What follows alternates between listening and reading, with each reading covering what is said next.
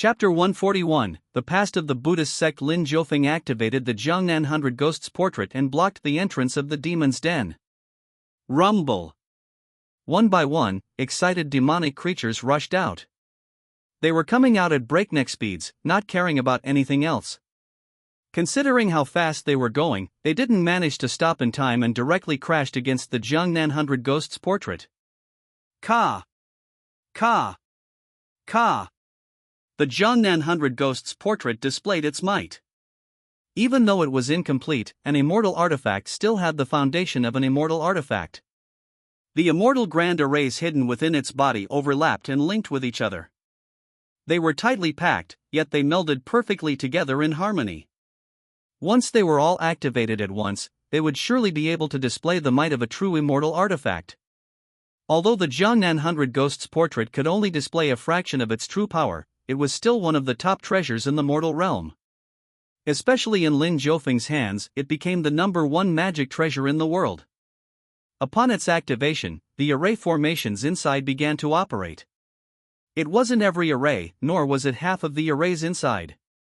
It was just 1% of the array formations that managed to stir into action. But even so, the might of this 1% far exceeded what the demonic creatures could withstand. Pooh! Pooh! Pooh! One demonic creature after another was minced into pieces by the array formations, unable to resist at all. The surging blood splashed onto the Xuanhuang 100 Ghosts portrait, but it flowed into the Yangtze River in the painting. It stained the Yangtze River red, but it was washed away after a short while. The corpses of the demonic creatures were buried under the Mount Daqing in the painting. They didn't cause any ruckus at all. Dealing with them was easy as pie. The demonic creatures that constantly worried the Dalan temple were instantly killed after charging into the Xuanhuang 100 Ghosts portrait. They couldn't resist at all. They wanted to escape and hide, but they became trapped in the Xuanhuang 100 Ghosts portrait. Thus, they couldn't escape nor hide. They had no other fate other than to be minced to death. Lin Jiufeng didn't make a move throughout. He only supplied true chi for the Xuanhuang 100 Ghosts portrait and let it operate on its own. The scene shocked Monk Qingyun. What kind of magical weapon is that? It's actually so terrifying? Monk Qingyun asked in shock. This Xuanhuang 100 Ghosts portrait is specially created to deal with these demonic creatures, Lin Jiufeng replied. It's too terrifying. The demonic creatures are completely helpless against that magical treasure, Monk Qingyun exclaimed. If you used the Buddhist relics and the Buddha golden body, it would have the same effect, Lin Jiufeng said. Monk Qingyun sighed. Why wouldn't I want to take them out to suppress the demonic creatures here? But it's a pity that the Dalan temple only has one item, and it doesn't have any ability. Lin Jiufeng chatted with Monk Qingyun while watching the Xuanhuang 100 Ghosts portrait kill the demonic creatures. Why? Lin Jiufeng asked. Senior, you might not know this, but more than 1,000 years ago, the three sects were still in harmony with each other. There was only one Mount Song in the Jiangnan area and everyone was doing okay. Seeing that the demonic creatures were no longer a threat, Monk Qingyun relaxed and told Lin Jiufeng about the past. In the past, Mount Song was the only Buddhist sect in the Jiangnan area. But as more and more people joined the sect, the fish and dragons became mixed together, and people's hearts wavered. It was no longer as pure as before. With the differences in ideals, the Dalan temple was born. Our Dalan temple appeared and traveled far away from Mount Song. We didn't want to argue with them too much. We chose a place to build a Buddhist sect that belonged solely to us. In the end, we discovered this demon's den. In order to prevent the demonic creatures here from coming into being and causing trouble for the common people outside, the ancestors decided to take root and establish the Dalan temple close to this small hill. The departure of our Dalan temple seemed to have sparked even more outrage on Mount Song. Then, there was internal strife. The disputes didn't stop, and the Xuanhuang temple appeared. In the beginning, the Xuanhuang temple didn't want to leave Mount Song. They also wanted to compete for the right to stay on Mount Song. But in the end, they still left. Just like that, the Buddhist sects were divided into three sects, each saying that they are the true and orthodox sect. Because the Dalan Temple took away Buddha's writings, the Xuanhuang Temple took away Buddha's scepter, and Mount Song kept Buddha's relics, all of us can be said to be orthodox Buddhist sections. None of the three factions were willing to submit to the other. This continued for a long time. Monk Qingyun explained. Lin Jiufeng didn't know about this past. He only knew that there were 3 Buddhist sects in the Jiangnan area. He didn't know that the grudges between the 3 Buddhist sects ran so deep. Did you guys only take the writings that Buddha left behind? Lin Jiufeng asked. Yes. The relics of Buddha and Buddha's scepter are very powerful, especially the scepter. It's extremely powerful. Some people say that the scepter is an immortal artifact, but no one has been able to obtain its recognition, so it has been collecting dust all this time. The relic of Buddha is also very powerful. It represents the relic that was formed from Buddha's cultivation. If I were to bring it here, it wouldn't be a problem at all to suppress the demonic creatures. Unfortunately, both the relic and the scepter are not in the Dalan Temple. Monk Qingyun added. Why didn't the Dalan Temple choose those 2 treasures back then? Lin Jiufeng asked. Actually, among the 3 treasures left behind by Buddha, the most inconspicuous one is Buddha's writing. Very few people would choose it. After all, the relic and the scepter are both physically and visibly powerful. But the ancestors of our Dalan Temple unanimously agreed that Buddha's writing is the most powerful because it is a scripture written by Buddha. It records some of the deeds of Buddha's life, some of his insights, and also his enlightenment in the path of Buddhism. If one can understand the writings, it is equivalent to a face-to-face Tao discussion with Buddha. That alone is a priceless treasure. Monk Qingyun replied firmly. Dalan Temple didn't regret choosing Buddha's writing. For them, it was also a treasure. If that's the case, then. Lin Jiufeng copied Monk Qingyun's actions just now and looked at him without blinking. Of course, Lin Jiufeng wouldn't have any special expression like the latter earlier. He just stared straight at Monk Qingyun. Monk Qingyun smiled bitterly and said, Senior has helped my Dalan Temple solve such a huge problem. I can naturally let you see the Buddha's writing, but you cannot take it away. No problem, I don't need to take them away either, Lin Jiufeng said in satisfaction. Monk Qingyun was very tactful. It was more comfortable to chat with such a tactful person. Lin Jiufeng was given the chance to read the writings of Buddha. He looked at the Jiangnan 100 Ghosts portrait in satisfaction. He suddenly realized that there were no more demonic creatures in the Jiangnan 100 Ghosts portrait. What was going on? Lin Jiufeng took a few steps forward and lowered his head to take a look. He couldn't help but be speechless. The demonic creatures that charged the fastest just now wanted nothing more than to rush out and start a massacre. But now, the rest of them remained hidden inside. Their faces were hideous, and they bared their fangs and brandished their claws. They were filled with hatred, but they didn't dare to come out. The Jiangnan 100 Ghosts portrait hovered above the demon's den, like a yiksha waiting to claim their lives. Hundreds of demonic creatures had already died. If they went up, wouldn't they die too? Lin Jiufeng looked at them and shouted. Come up. I have already opened the seal for you lot. You lot will be able to see the new world once you've come up. The demonic creatures glared at Lin Jiufeng. They roared ferociously and cursed non-stop. What new world? The nether world? Lin Jiufeng was simply despicable. He was trying to get them killed. If you guys don't come up, it doesn't matter, Lin Jiufeng shook his head, bored. He reached out and pointed at the Jiangnan 100 Ghosts portrait. Boom! The Jiangnan 100 Ghosts portrait immediately activated a few other arrays. Ka! Ka! Ka! A huge and terrifying suction force appeared, directly sucking the demonic creatures out of the cave and killing them instantly. A few moments later, the demonic creatures were wiped out. Chapter 142, Ignorance is Bliss. The demonic creatures in the demon's den knew that it was dangerous, so they decided not to go up. But would they be spared from death just because they didn't go up? Lin Jiufeng directly activated the devouring array formation in the Jiangnan 100 Ghosts portrait and sucked these demonic creatures out of the demon's den. They had nowhere to run. Rumble.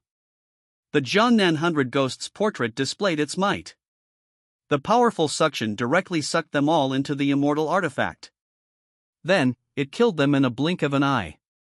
In the face of an immortal artifact, the demonic creatures couldn't stir up any waves. There was no need for Lin Jiufeng to make a move. Monk Qingyun didn't know how to react.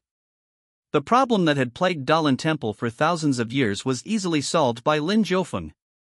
In less than an hour, the problem was solved in its entirety.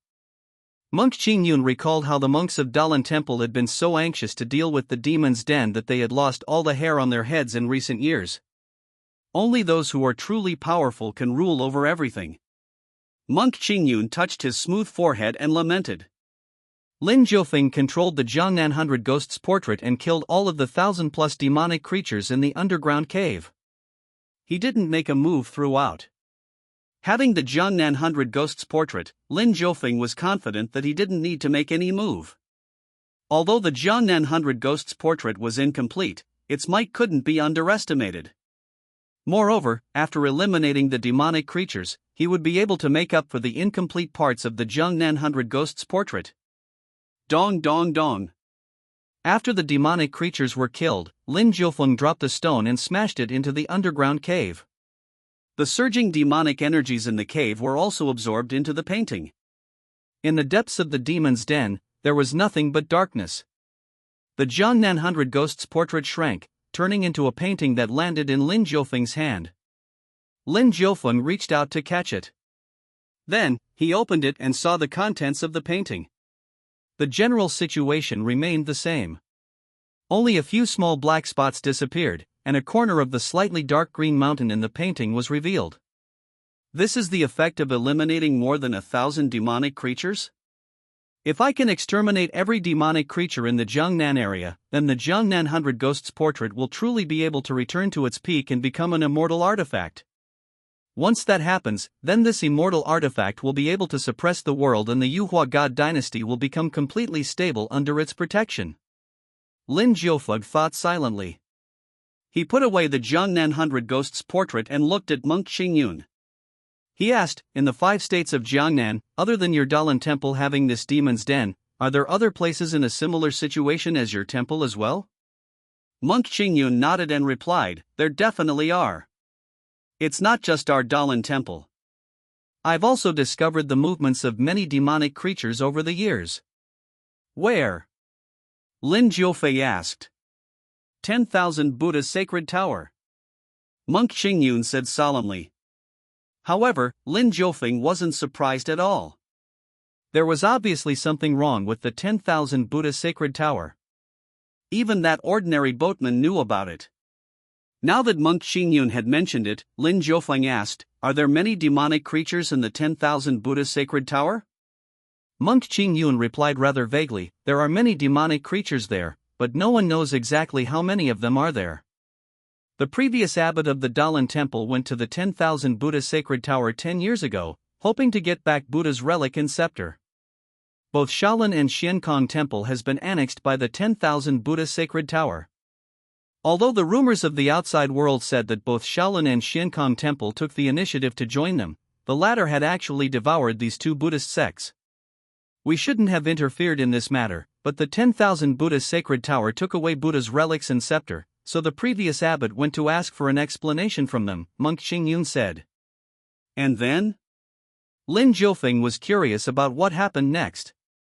The 10,000 Buddha sacred tower gave the scepter and the relic to the abbot.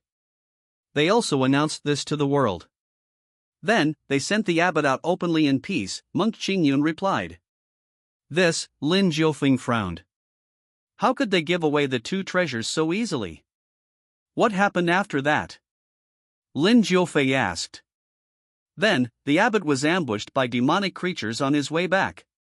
The demonic creatures forced their way through his body, and he died a terrible death. Monk Qingyun's expression turned ugly. The Buddha's relics and the scepter were lost.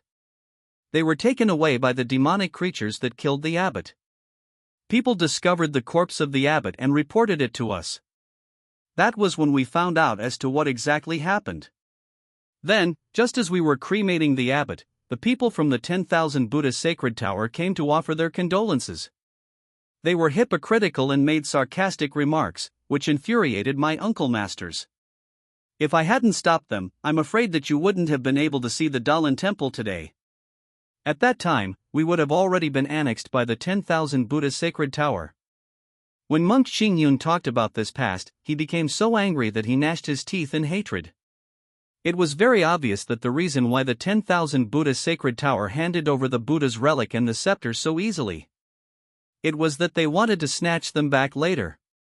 Furthermore, after snatching them back, those two treasures would truly belong to the 10,000 Buddha sacred tower. It would have nothing to do with anyone else anymore.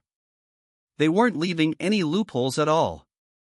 Since then, I've been paying close attention to any news about the 10,000 Buddha sacred tower. I've been constantly asking around. There seems to be a huge change happening inside the 10,000 Buddha sacred tower for the past few years. They didn't bother hiding it either. Every night, demonic creatures would appear in the vicinity of the tower, but they only move around in the Westlake. They haven't appeared in other places yet, said monk Xingyun. Let's take a look at the writings of Buddha first, then I shall go to the 10,000 Buddha sacred tower to take a look at this major force that suppressed the Jiangnan area and see what the situation is, Lin Jiufeng said. It's already too late today. Tomorrow morning, Senior should come with me to retrieve the writings, monk Xingyun immediately replied in delight.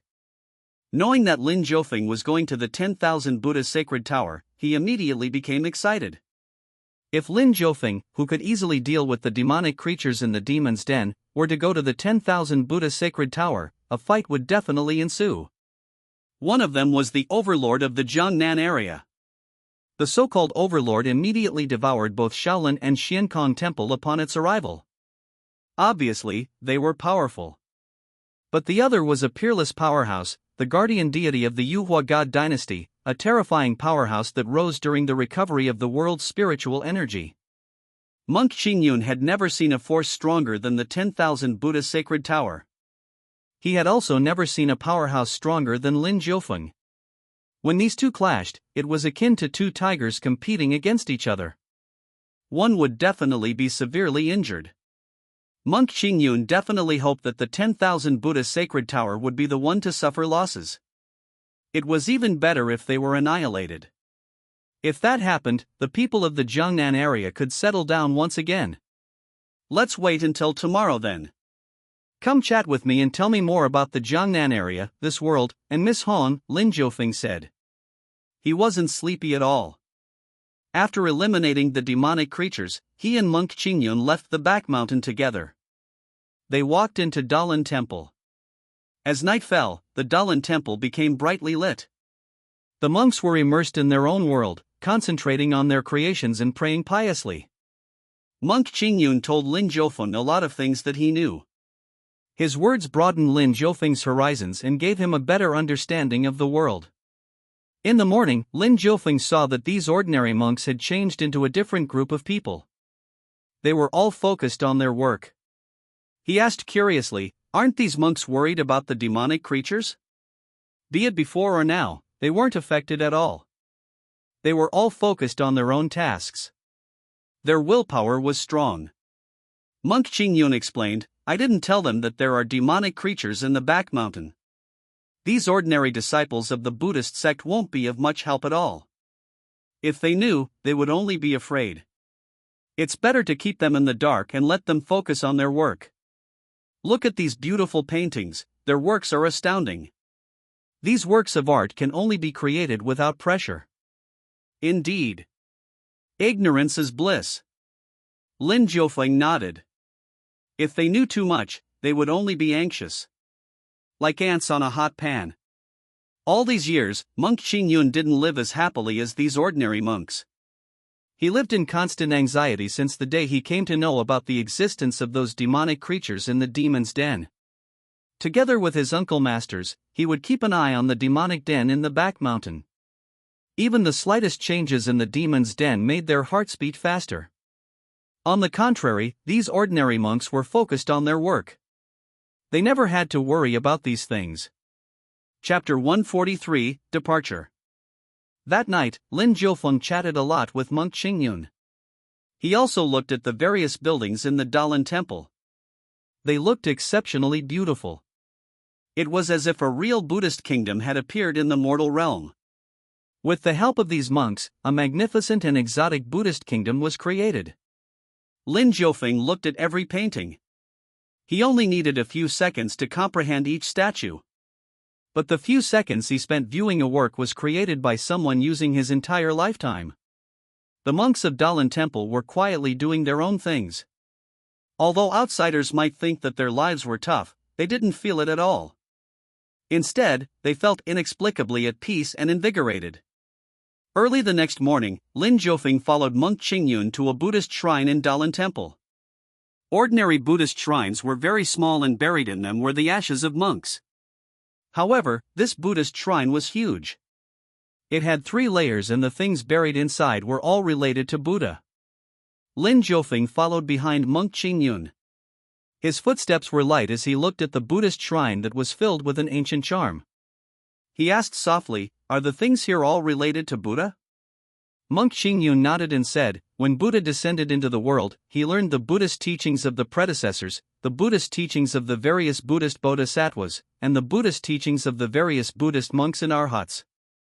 After that, he created a Buddhist heritage that belonged to him and he passed it down. Generations of disciples inherited it, and until now, it has been passed down for thousands of years." Lin Jiufeng asked curiously, "Then, isn't your Buddha from the previous era?" Monk Qingyun shook his head. "Not really. Buddha was born in that era when the spiritual energy of the world was very weak.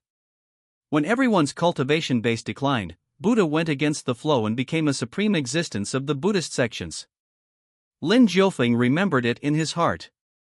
He was a little curious about this Buddha. Buddha could be considered to be an existence that had been in existence that connected the past and current eras. He rose to power in the era of weakening spiritual energy, his glory was at the final moments of that era, and he suppressed the world at the beginning of the next era. The only pity was that Buddha disappeared later on. Some people said that he ascended into a higher world, while others said that he defied the heavens and was struck to death by heavenly tribulation. There were all sorts of theories. For this reason, the Buddhist sects suffered a devastating decline and they retreated into the Jiangnan area. Until now, the Buddhist sects only had the 3 treasures left behind by Buddha. Especially the relic of Buddha. Since it was discovered, it meant that Buddha had already passed away. This was why the Buddhist sects gave up on searching for traces of Buddha and admitted that Buddha had truly passed away. Then, Buddha's scepter was found. At the time it was found, it was deposited into the East Sea. Subsequently, the writings of Buddha were also found. It had been scattered all over the Hengduan mountain range. Monk Qingyun told Lin Jiufeng these things and the latter absorbed it like a sponge, increasing his knowledge. Then, they entered the Buddhist shrine. All sorts of items related to Buddha appeared before his eyes.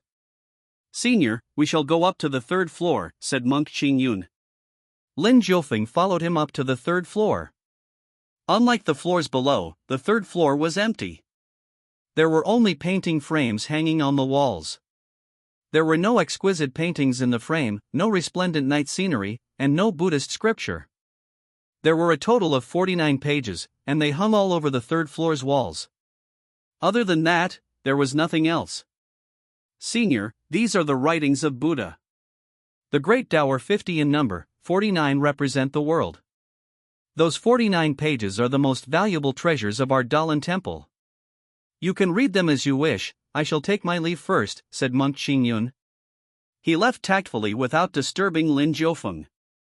Lin Jiufeng didn't even look at him. Instead, his eyes were fixed on the Buddha's writings. A line of words appeared before his eyes. "Do you want to sign in front of Buddha's writings?" Lin Jiufeng directly said, "Sign in."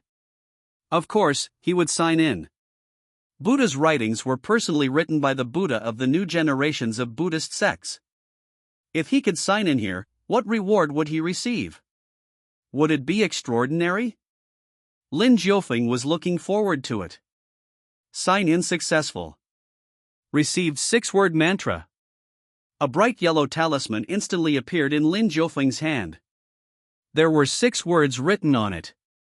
Un. Ma. Ni. Ba. Mi.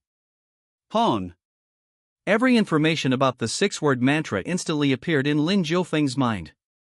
The origin of the 6-word mantra was special. It was the mantra talisman personally written by Buddha. It was powerful and could suppress all evil. I signed in and received the 6-word mantra in front of Buddha's writings. That makes sense. Lin Jiufeng was satisfied with his gains. He put the 6-word mantra away. He didn't need it for now, but what if he had a chance to use it in the future? At least he had another trump card. After signing in successfully, Lin Jiufeng calmed down and carefully read Buddha's writings.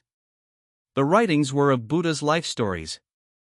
They were all trivial matters. The writings directly skipped over the major matters. For example, Buddha suppressed a group of demonic creatures from the West Mountains and put an end to a catastrophic disaster. But he only casually wrote a sentence about it in his book.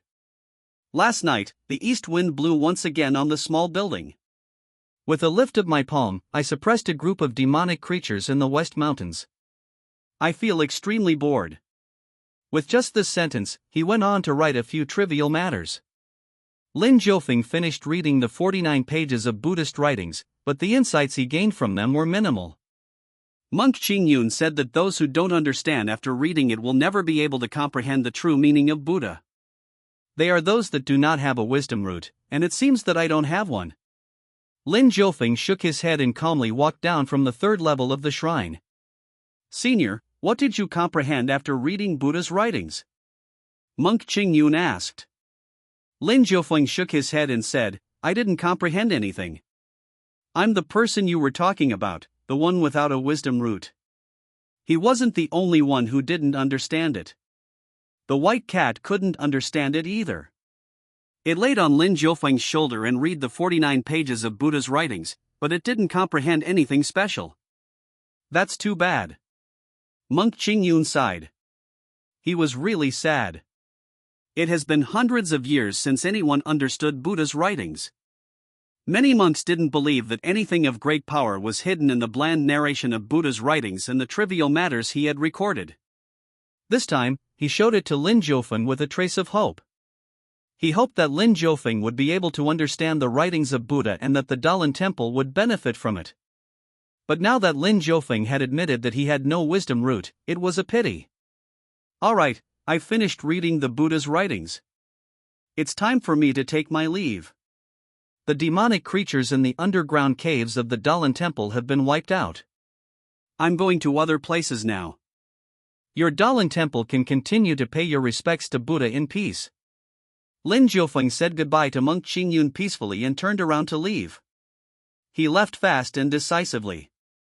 Without giving Monk Qingyun a chance to ask him to stay, he disappeared after a few steps. Monk Qingyun looked at Lin Jiufeng's back view and sighed helplessly. He originally wanted to ask Lin Jiufeng to stay, but it seemed that it was just a pipe dream of his. But since Senior came to Jiangnan from the imperial capital, he definitely won't leave so fast. A huge change is coming to the Jiangnan area. With Senior here, the 10,000 Buddha sacred tower cannot act unscrupulously anymore. There was hope in Monk Qingyun's heart. He trusted Lin Jiufeng.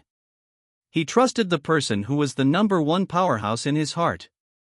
Even though the 10,000 Buddha sacred tower was powerful and terrifying, even though countless people had died fighting against them, Monk Qingyun still firmly believed in Lin Jiufeng. Lin Jiufeng wouldn't lose. Chapter 144, Old Demon Becoming Buddha. Lin Jiufeng left Dalan Temple. He had gained quite a lot here. He wiped out a demon's den and filled in the missing parts of the Jiangnan 100 Ghosts portrait. His next step was to find more demons' den and demonic creatures. Lin Jiufeng set his sights on the 10,000 Buddha sacred tower. The 10,000 Buddha sacred tower was located in the West Lake of Jiangnan Road. It was the most famous scenic spot in the Jiangnan area. The West Lake was a scenic spot that one had to visit if they were in the Jiangnan area. But in the recent decade or so, West Lake has become quiet. The 10,000 Buddha sacred tower appeared from the depths of the West Lake. At that time, their appearance was regarded as a miracle and many people worshipped them. But with the appearance of the demonic creatures near the tower, the 10,000 Buddha sacred tower gradually began to change. It became somewhat demonic in nature. Some tourists had even personally witnessed a huge poisonous python coiling around the 10,000 Buddha sacred tower under the cover of the night. The python flicked its tongue and its pupils were cold as it stared at the land of Jiangnan. Some people also saw terrifying demonic creatures roaring at the bottom of the West Lake. There were also demonic creatures rampaging and roaring at night. It was horrifying just to hear their screams and shrieks. The people of Jiangnan Road had become so scared of living so close to those creatures that they no longer dared to approach Jiangnan Road. In recent years, West Lake has become extremely cold and quiet. Lin Jiufeng heard all of these from monk Xingyun. After leaving Dalan Temple, he went straight to the West Lake and saw the 10,000 Buddha sacred tower. In the middle of the pristine West Lake stood a huge Buddhist pagoda. Counting the floors carefully, the pagoda had 18 levels to it. The exterior of this Buddhist pagoda looked sublime and divine. At first impression, even Lin Jiufeng felt that the tower was a very orthodox and ancient Buddhist sect. Let alone the common people. There were many Buddhist believers in the Jiangnan area, which was why the 10,000 Buddha sacred tower was able to cause such a stir. What a magnificent Buddhist pagoda! The white cat laid on Lin Jiufeng's shoulder and praised gently. Let's observe them for the night. Lin Jiufeng was in no hurry to go in. He sat in a pavilion by the West Lake. It was still daytime, so the 10,000 Buddha sacred tower looked relatively normal. He wanted to see if any special changes would happen on the 10,000 Buddha sacred tower at night. The white cat had no objections. She quietly waited for the night with Lin Jiufeng. The night came and a grand curtain fell. The entire West Lake was silent, not even the sound of insects could be heard. It was so quiet that Lin Jiufeng could clearly hear the white cat's heartbeat. Lin Jiufeng's entire being became one with the night. He was at the boundless realm, so his connection with heaven and the earth was even more profound. In his eyes, the 10,000 Buddha sacred tower had swept away the holiness and grandeur that it displayed during the day. The 10,000 Buddha sacred tower in the dark became demonic and terrifying. The Buddha statues, arhats, and bodhisattvas carved on the Buddhist pagoda constantly changed shapes in Lin Jiufeng's eyes. Asuras, yaksha, evil spirits. There were demonic creatures running amok in the pagoda, and there were terrifying existences struggling with all their might. The entire pagoda was on the verge of collapse. Look at the water. The white cat covered her eyes, revealing only a small gap. Lin Jiufeng lowered his head to take a look. In the lake, a huge black python wrapped its body around a portion of the 10,000 Buddha sacred tower that was beneath the water. Poison python. It was the poisonous python that monk Xingyun had mentioned. Lin Jiufeng also noticed that its tail was suppressed under the 10,000 Buddha sacred tower. It was why it continuously entangled the 10,000 Buddha sacred tower, wanting to bring it down with it so that it could escape. After watching for so long, Lin Jiufeng discovered a strange phenomenon. Where were the monks from the 10,000 Buddha sacred tower? He only saw demonic creatures running amok, but none of the powerhouses from the 10,000 Buddha sacred tower. Night fell. In the wee hours, Lin Jiufeng continued to observe. A line of words suddenly appeared before his eyes. Do you want to sign in front of the 10,000 Buddha sacred tower? Lin Jiufeng nodded. Sign in. He wanted to see what he could receive from signing in front of the 10,000 Buddha sacred tower that was home to both Buddhists and demons. Sign in successful. Received Buddha demon golden body. A powerful secret manual instantly appeared in Lin Jiufeng's mind. The Buddha demon golden body was a golden body made from the fusion of Buddha and demons. True Qi continuously gathered in Lin Jiufeng's body as he began to practice the cultivation technique. With a cracking sound, he began to forge his own Buddha demon golden body. The original intention of the Buddha demon golden body is to combine the scripture meaning of Buddha with the principle of demon.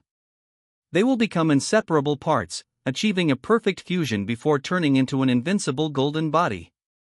Lin Jiufeng murmured in his heart. A 1,000-feet-tall golden body silently appeared behind him. In the dark night, the 1,000-feet-tall golden body looked extremely huge. Its figure that flickered with golden light attracted the attention of the demonic creatures. Each of them stopped fighting against the 10,000 Buddha sacred tower and stared at Lin Jiufeng's 1,000-feet-tall golden body. Shuash! The poisonous python under the water immediately crawled out of the surface. Its body wrapped around the 10,000 Buddha sacred tower as it straightened its head. Its cold vertical pupils stared at the 1,000-feet golden body as it let out a deafening roar. Roar! At this moment, the waters of the West Lake surged and roared. Wild winds howled in the night. The countless demonic creatures went crazy as they rushed out of the 10,000 Buddha sacred tower one by one. The scene of them rushing out was mind-numbing, to say the least. They wanted to devour Lin Jiufeng. The golden body he possessed made the demonic creatures go completely mad. The monks who had disappeared from the 10,000 Buddha sacred tower all this time also appeared. They stood on the highest floor and watched with cold, sinister eyes. Is he a contemporary Buddhist powerhouse? A thin old monk coldly observed. We have already fed the poisonous python till it recovered its strength. Moreover, the seal of the 10,000 Buddha sacred tower is about to be opened.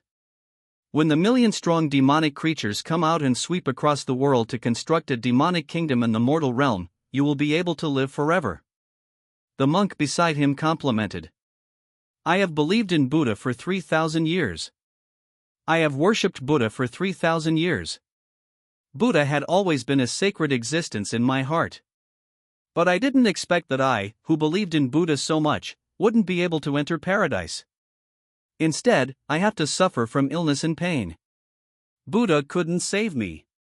He enjoyed my incense for 3,000 years. Now, I want to take them all back, the old monk murmured softly. He was the current abbot of the 10,000 Buddha sacred tower, Monk Xingyun. Without him, the 10,000 Buddha sacred tower wouldn't have become like this. His indulgence gave the demonic creatures a chance to grow. He reached an agreement with the demonic creatures. The demonic creatures would help him get rid of his illness and let him live forever. He was already very old.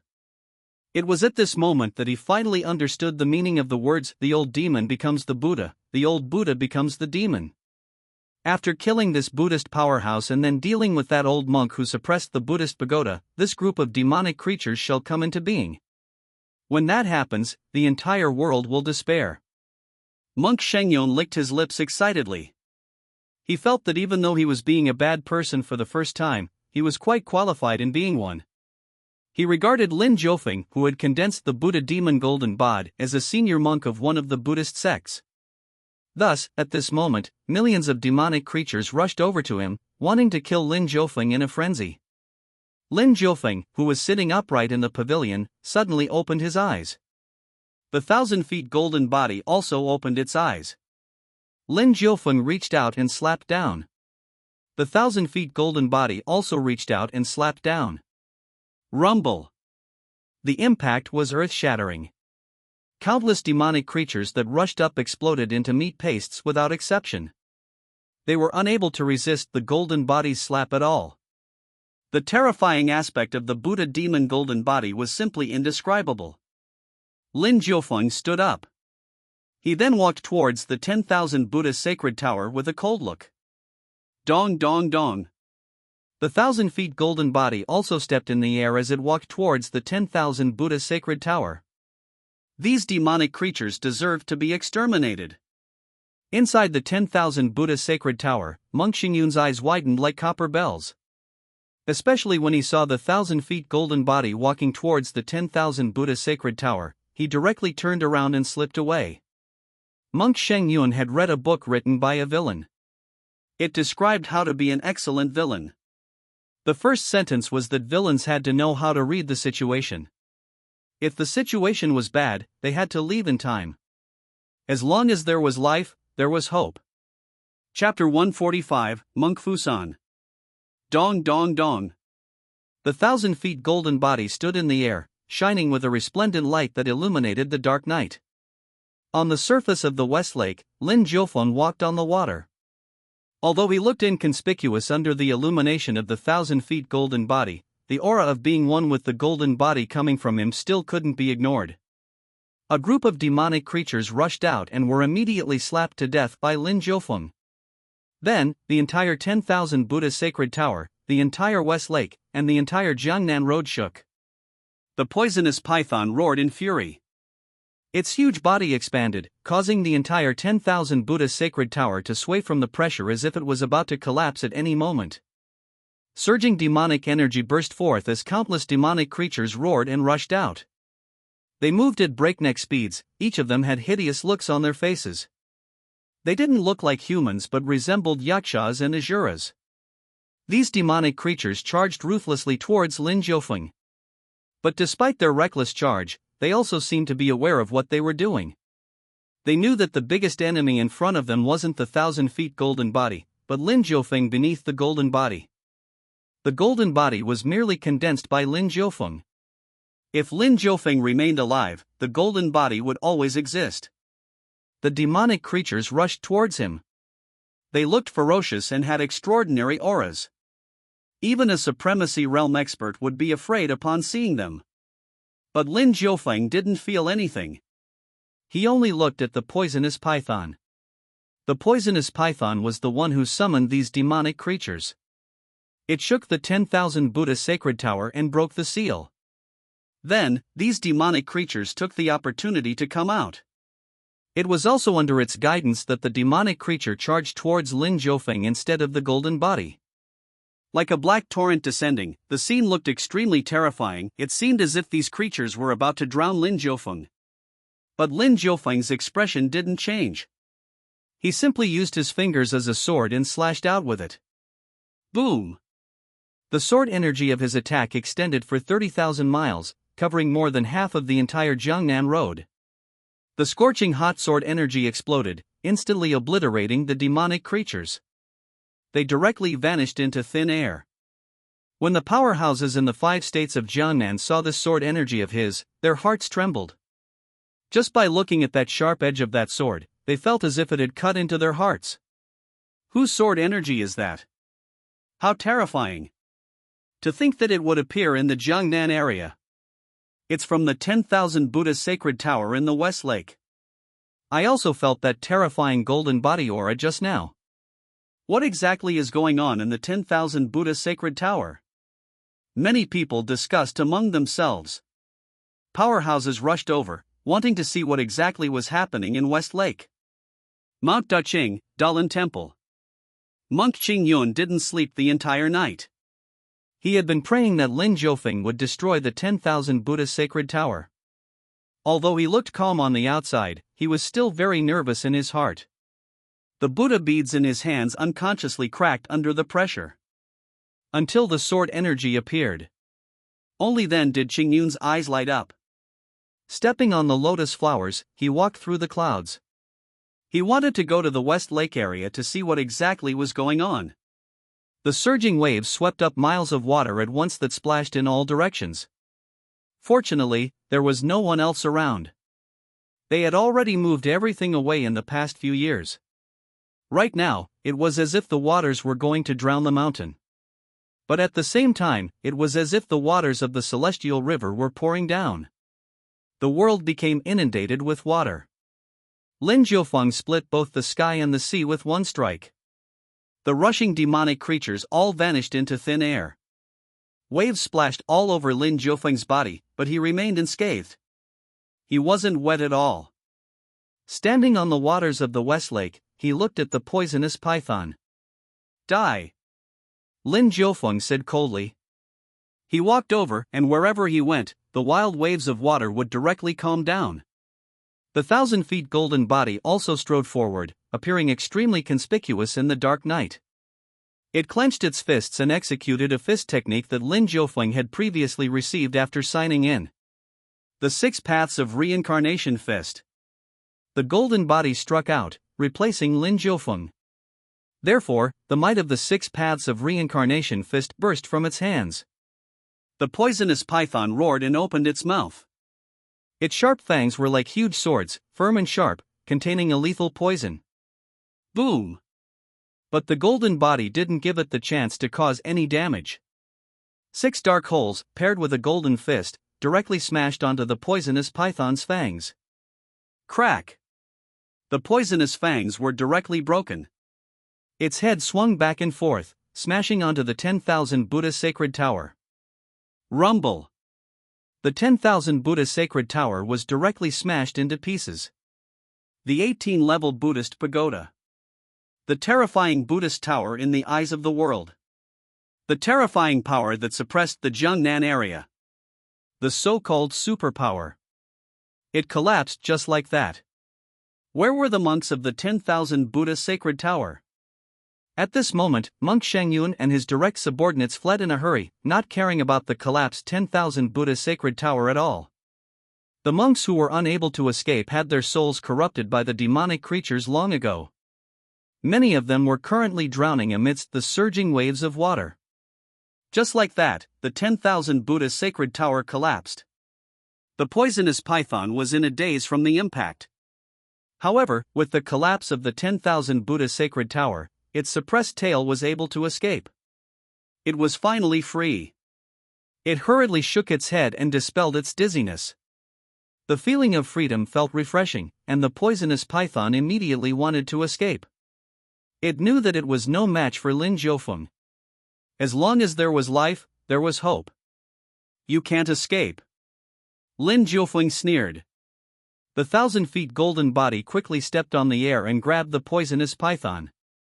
Then, disregarding the struggle of the python, the golden body tore it apart under countless pairs of eyes. It was torn apart alive. The python was split into 2. Blood spurted everywhere as it let out a blood-curdling shriek.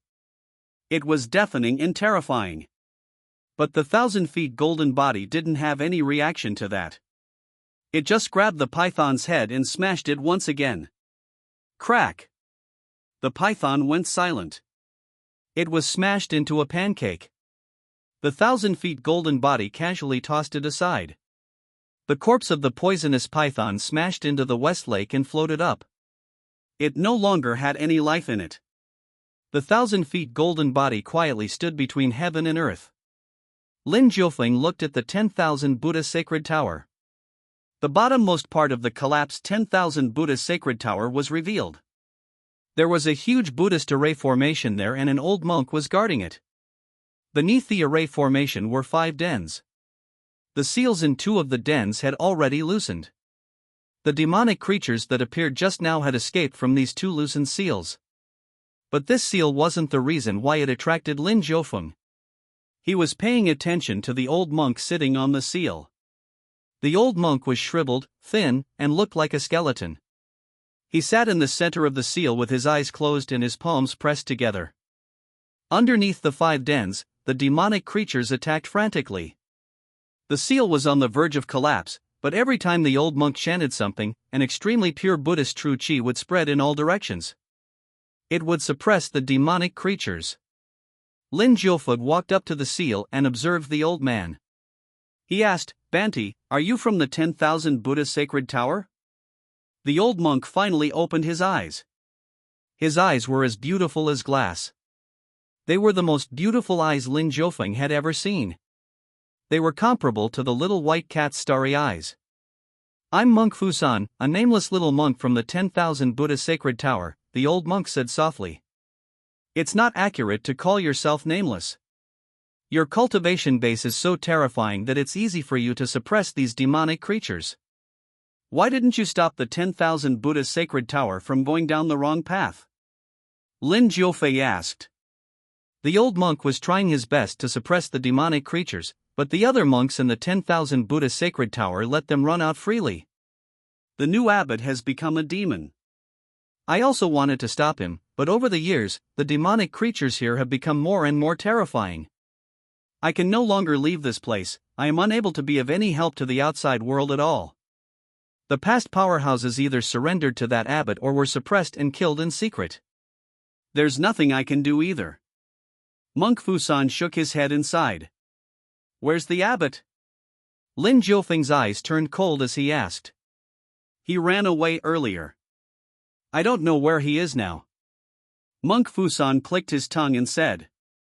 Monk Fusan really admired the capability of the new abbot. Seeing that the situation was bad, he immediately slipped away. Chapter 146, Can I Regret It? The mystical 10,000 Buddha sacred tower, the mystical abbot, and the mystical monk Fusan. Lin Jiufeng looked at the 5 huge demonic dens. They were bottomless, filled with countless demonic creatures wanting to taste freedom. Monk Fusan suppressed these demonic creatures despite his condition, not daring to slack off at all. He looked at his lower body with a wry smile and said, "Look at me. Do you think that I can stop the abbot of the 10,000 Buddha sacred tower from causing trouble?" Lin Jiufeng looked at him. Indeed. He couldn't leave for even a moment. Even under his constant suppression, 2 of the seals had loosened. If he were to leave for even a moment, the demonic creatures in the 5 demonic dens would immediately erupt. They would break through the seals and come out directly. What would happen next was obvious. Then, do you know what that monk Shengyun had been doing all these years? Lin Jiufeng asked. I have a rough idea, but I don't know the specifics. I've been too distracted by the demonic dens here that I no longer have the energy to care about the outside world. Monk Fusan shook his head. What is the origin of the 10,000 Buddha sacred tower? Lin Jiufeng asked calmly. Monk Fusan recalled and said, the 10,000 Buddha sacred tower was created when I was young. At that time, these underground caves were already here and they were very terrifying. In my memory, that was during the peak of the previous era. The demonic creatures in these underground caves all needed immortals to suppress them. But later on, the era came to an end. The 10,000 Buddha sacred tower also sealed itself. It was my turn to manage this place for these years. And decades ago, the 10,000 Buddha sacred tower released its own seal and appeared in this era. I have been suppressing the demonic dens all this time. But for some reason, Monk Shengyun had evil intentions and broke a corner of the seal. The demonic creatures took advantage of the situation and a few managed to escape. The poisonous python was one of them.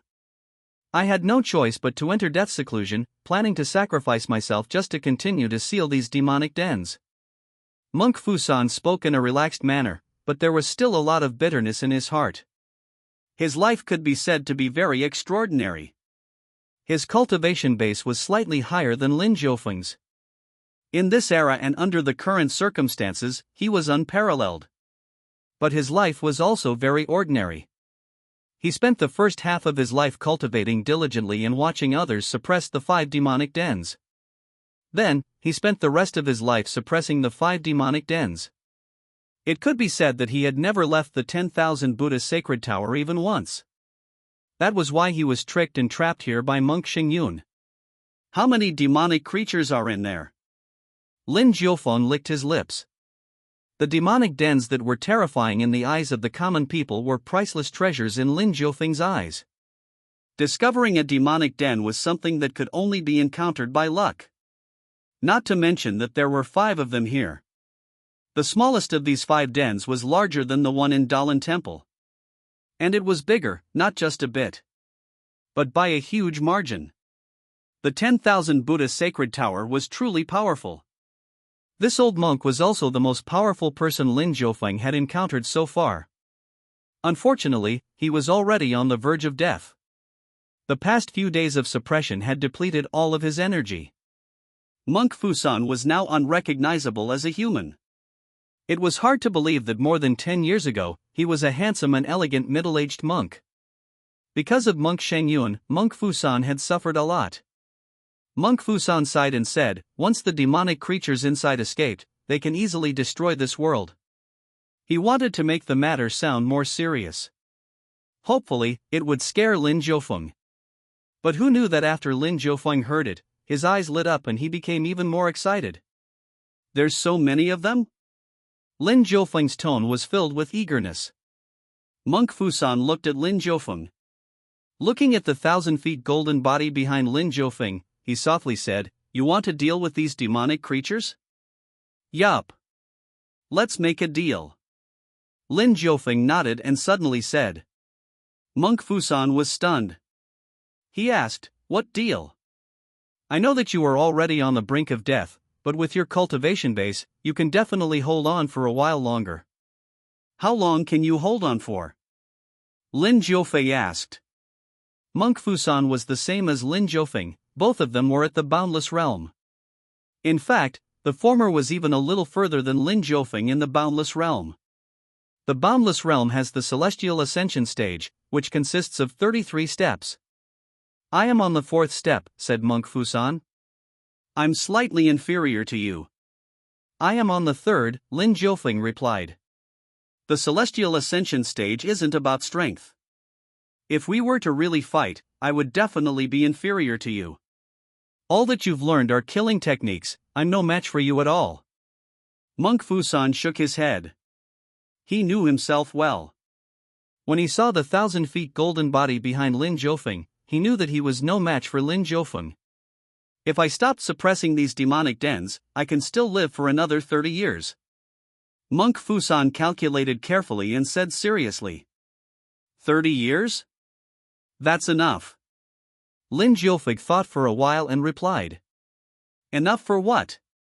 Monk Fusan looked at Lin Jiufeng in confusion. I will help you solve the threat of these 5 demonic dens, eliminate the demonic creatures, and free you from this burden. You won't have to waste your body's energy and life anymore. Lin Jiufeng stated. What price do I have to pay? Monk Fusan wasn't overjoyed hearing this. He knew that there was no free lunch in the world.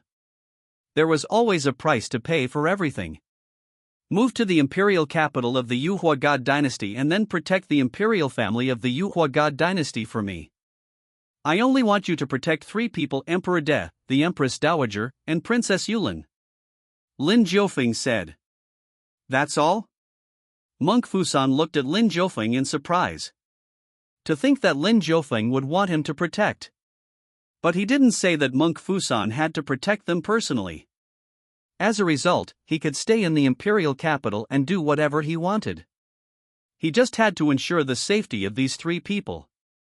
How many years of protection? Monk Fusan asked. He was tempted. Compared to his current miserable state, he was naturally willing to protect others. You still have 30 years to live, so go and protect them for 10 years. In these 10 years, you can also do your best to heal up. Once the peak of this golden era arrives, you might be able to continue walking on the boundless realm and do a magnificent comeback, Lin Jiufeng said. This was also within the realm of possibility. Monk Fusan thought seriously for a while and replied, I'll protect them for 20 years. I feel guilty protecting them for just 10 years. These demonic dens are very dangerous. If you truly solved this problem for me, I will feel bad if I don't protect them for 20 years. If it wasn't for the fact that I only have the last 30 years of my life to live, I will definitely protect them for a few more years. Lin Jiufeng looked at Monk Fusan in surprise. He actually complained that 10 years wasn't enough and took the initiative to add another 10 years. Don't regret your words, Lin Jiufeng said. A monk never lies, Monk Fusan said firmly. Besides, I know how dangerous these 5 demonic dens are. Even if you can solve them, you will have to expend half of your life force. I naturally won't be unwilling to spend another extra 10 years to protect them in exchange for that sacrifice. Monk Fusan added. Lin Jiufeng had a strange look on his face as he said, You thought that it would be very difficult for me to handle these 5 demonic dens and that is why you added 10 more years? Yes. Monk Fusan nodded. Lin Jiufeng didn't say anything else. He just took out the Xuanhuang 100 Ghosts portrait. Then, he opened it. Afterwards, he injected all of his true chi into it. At the same time, he controlled the 1,000 feet golden body and forced it to stomp down with its foot. Boom! The seal opened, the demonic creatures from the 5 demonic dens immediately rushed out. The scene of them moving at the same time, and rushing out all at once was mind-numbing. But with the Xuanhuang 100 Ghosts portrait, their dreams of attaining freedom were nothing but pipe dreams. Just like in Dalan Temple, every demonic creature was devoured and killed by the Xuanhuang 100 Ghosts portrait. Not a single one of them was spared. Lin Jiufeng remained indifferent. He let his 1,000 feet golden body keep an eye on the demonic creatures. Some of them were lucky enough to escape from the painting and were directly killed by his golden body. These 5 demonic dens were nothing before Lin Jiufeng. The scene of the Jiangnan 100 Ghosts portrait's slaughter made the eyes of Monk Fusan twitch. Can I regret it? Monk Fusan truly wanted to say this. Chapter 147, Sign in at the 5 Great Demonic Dens. On the huge West Lake, thousands of demonic creatures violently rushed out of the collapsed 10,000 Buddha sacred tower. Boom! Boom! Boom! Deafening sounds reverberated between heaven and earth, spreading far and wide in the dark night. Throughout the 5 states of Jiangnan, the furious roars and excited shrieks of these demonic creatures resounded. Those who heard it found themselves shell-shocked. Some people even hid under their beds, trembling. But many people could clearly see what was happening. Above the West Lake, in the endless night, a painting that looked as resplendent as the stars opened up. It dispelled the condensed demonic energy and suppressed the demonic creature at once. Jiangnan 100 Ghosts portrait. The demonic creatures rushed out. But there was no room for them to escape at all. They were directly absorbed by the Jiangnan 100 Ghosts portrait, without any resistance. Rumble. Inside the Jiangnan 100 Ghosts portrait, countless array formations stirred into power. Like a huge millstone, they frantically absorbed the demonic creatures inside before grinding them to pieces. Not even their corpse remained. The Jiangnan 100 Ghosts portrait had become similar to a slaughterhouse. The terrifying demonic creatures with hideous faces and dense demonic auras were unable to escape from the Jiangnan 100 Ghosts portrait. The Jiangnan 100 Ghosts portrait slaughtered the demonic creatures in a frenzy. At the same time, it also patched up its missing parts and gradually restored some of its functions. Lin Jiufeng stood aside and watched calmly. If these demonic creatures escaped, what would happen next wasn't as exaggerated as Monk Fusan's description. They wouldn't be able to destroy the world. But destroying the Jiangnan area wasn't a problem. And Lin Jiufeng didn't want to see that happen either. There were hundreds of millions of people living in Jiangnan. They lived and worked in peace and comfort. What crimes did they commit to deserve such a fate? Why should the demonic creatures be allowed to kill them? If these demonic creatures weren't so destructive, Lin Jiufeng would have let them go. He even released more than 3,000 terrifying demons back then. Why would he care about these demonic creatures? The more powerful a demon was, the less likely they were to slaughter the common people. Only these demonic creatures whose strength was merely average would have a twisted mentality. They would definitely find it enjoyable to slaughter the common people. Thus, Lin Jiufeng directly used the Jiangnan 100 Ghosts portrait to annihilate them. The immortal artifact Great Jiangnan 100 Ghosts portrait was extremely terrifying, especially when used against demonic creatures. The former was the latter's natural enemy. Monk Fusan stood close to Lin Jiufeng. He looked at the shocking scene with a complex look on his face. He recalled how he had been suppressing these demonic dens by himself for more than 10 years, not daring to move, not daring to slack off. He didn't even dare to sleep. He was so nervous and focused that he had become unrecognizable due to the stress. But he was still unable to eliminate the demonic creatures despite his efforts. There were simply too many of them. Monk Fusan thought that when he couldn't hold on any longer, the demonic creatures would pour down like a dam that had burst, drowning the world. But now, his apprehension vanished like a bubble. Before Lin Jiufeng, the demonic creatures he feared had no ability to resist at all. They were directly swallowed by the Jiangnan 100 Ghosts portrait. Isn't this too easy? Monk Fusan lamented. It might seem easy, but I'm the only one in the world who can do it. Lin Jiufeng wasn't modest and directly praised himself. It was only because he had the Jiangnan 100 Ghosts portrait that he could do it so easily. Otherwise, he would have been half dead after exterminating these 5 demonic dens. If something went wrong, or if there was a terrifying existence inside the demonic dens, Lin Jiufeng would definitely become like Monk Fusan. Lin Jiufeng would only be able to escape a fate similar to Monk Fusan if he released the demonic creatures inside. But doing that would mean turning the entire Jiangnan area into a lifeless wasteland filled with nothing but corpses, without even the cries of roosters for thousands of miles. Where exactly were these demonic creatures born from? Lin Jiufeng asked curiously. Why were there so many demonic dens in the Jiangnan area? He had never seen so many demonic creatures in other places before. Moreover, unlike the demons that Lin Jiufeng once suppressed in the cold palace, these demonic creatures were more savage and ruthless. They come from another world, Monk Fusan replied. Another world? Lin Jiufeng looked at him in surprise. There is a vast immortal world above ours. It is a world where the immortals are high and mighty. Since there is an immortal world, naturally, there's also a world for demons. It is also known as Hell. The folklore of the 6 paths of reincarnation has always been passed down from there. Monk Fusan explained tirelessly. These demonic creatures are from Hell? Lin Jiufeng looked at him in surprise. On a closer look, it actually made sense. It would be strange if these yakshas, asuras, rakshasas, and the others weren't demonic creatures from the legendary Hell. But how did the demonic creatures from Hell come to our world? Lin Jiufeng was puzzled. Because of the cracks in our world. I'm not too sure about it either. Those worlds aren't something that can be understood in our current cultivation base. Monk Fusan shook his head. That's true. Lin Jiufeng didn't insist on knowing.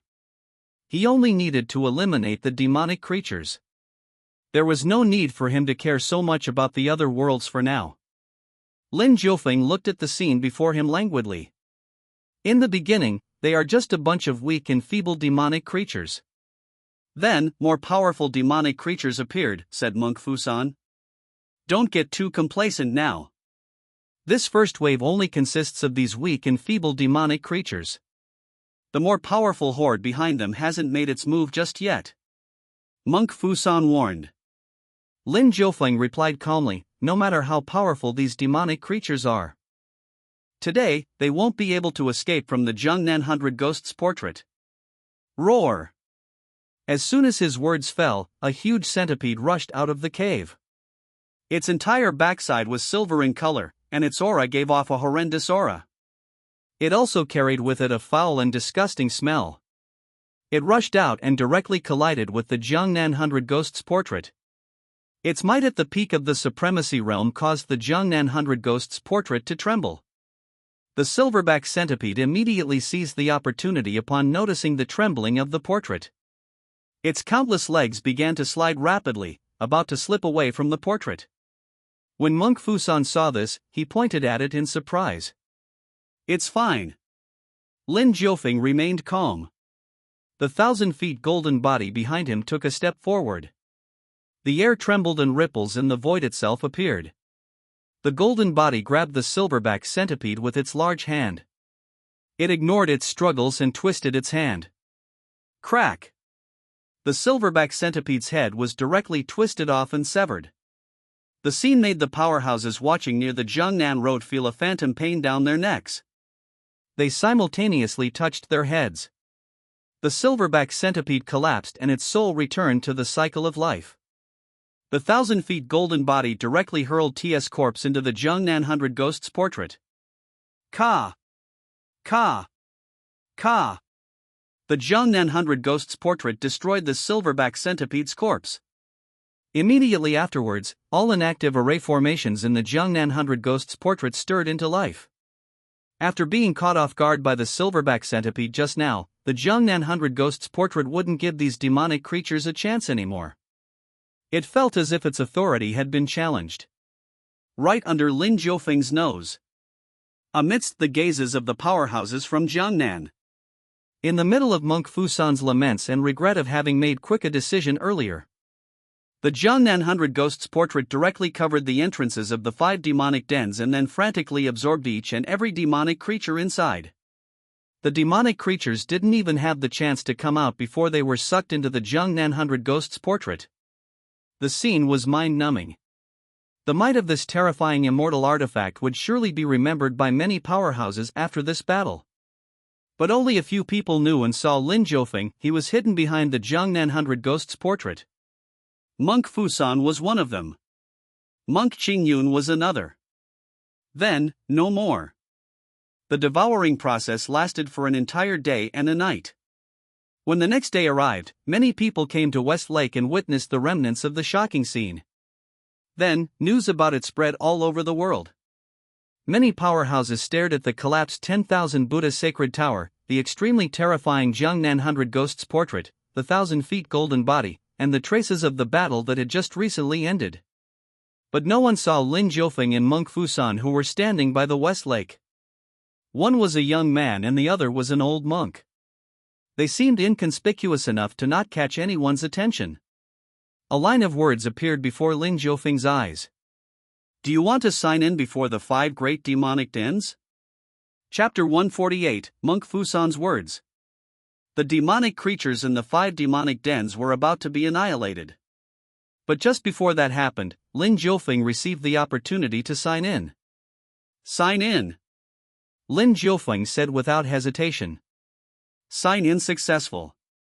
Received 5 Emperor's Great Demon Mystique." A secret manual appeared in Lin Jiufeng's mind. It had 5 colors that corresponded to metal, wood, water, fire, and earth. The 5 emperors and the 5 Emperor's Great Demon Mystique were the 5 extremely terrifying emperors derived from the great Tao of the 5 elements of heaven and earth. They were the Azure Emperor of Wood, the Red Emperor of Fire, the White Emperor of Metal, the Black Emperor of Water, and the Yellow Emperor of Earth. These 5 emperors were the 5 element emperors of the ancient era. They had always been very powerful. They named the 5 elements after themselves, and they became what they were today. Obviously, the 5 Emperor's Great Demon Mystique was an invincible divine power from the ancient era. It formed the 5 great emperors and combined their auras to form the 5 Emperors' canopy. The technique's offensive and defensive capabilities were terrifying, to say the least. Lin Jiufeng cultivated it quietly. On the outside, he remained the same, but inside, he had already undergone a world-shaking change.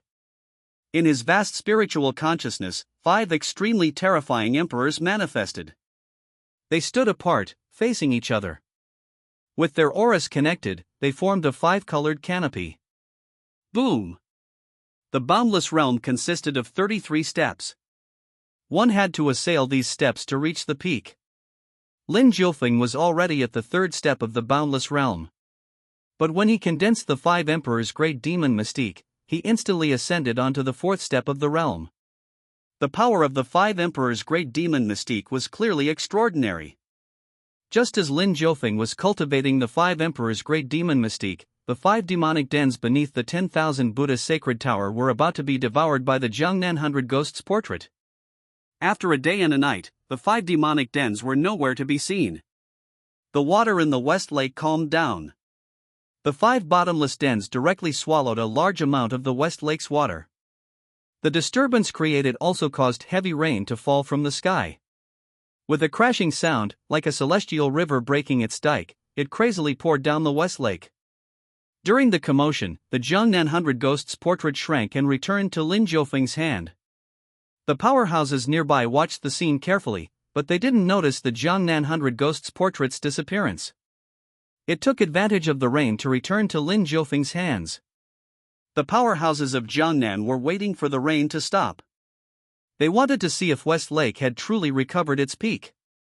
They wanted to see if the 10,000 Buddha sacred tower that had suppressed the Jiangnan area for decades had truly disappeared.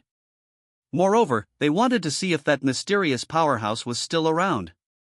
As the heavy rain fell, both Lin Jiufeng and Monk Fusan remained in the scene. They stood close to each other as they watched the rain together. "Patron, which big shot from the previous era you were?" Monk Fusan couldn't help but ask. Lin Jiufeng's own strength was already so terrifying. In addition, he also had an immortal artifact in his hands. He was simply freakishly strong. He must be a peerless powerhouse from the previous era. He might even be one of the strongest people from the previous era. Lin Jiufeng shook his head and said, "I was born just over 100 years ago, how could I be a powerhouse from the previous era?" Born just over 100 years ago, Monk Fusan was dumbfounded. Cultivating to the boundless realm in over 100 years, that feat was doable in the previous era. But that was when the world was at its peak. When the spiritual energy was at its peak, immortals were born in droves. But in this era, the spiritual energy had only just recovered and the status of the world of cultivators had just started to improve once again.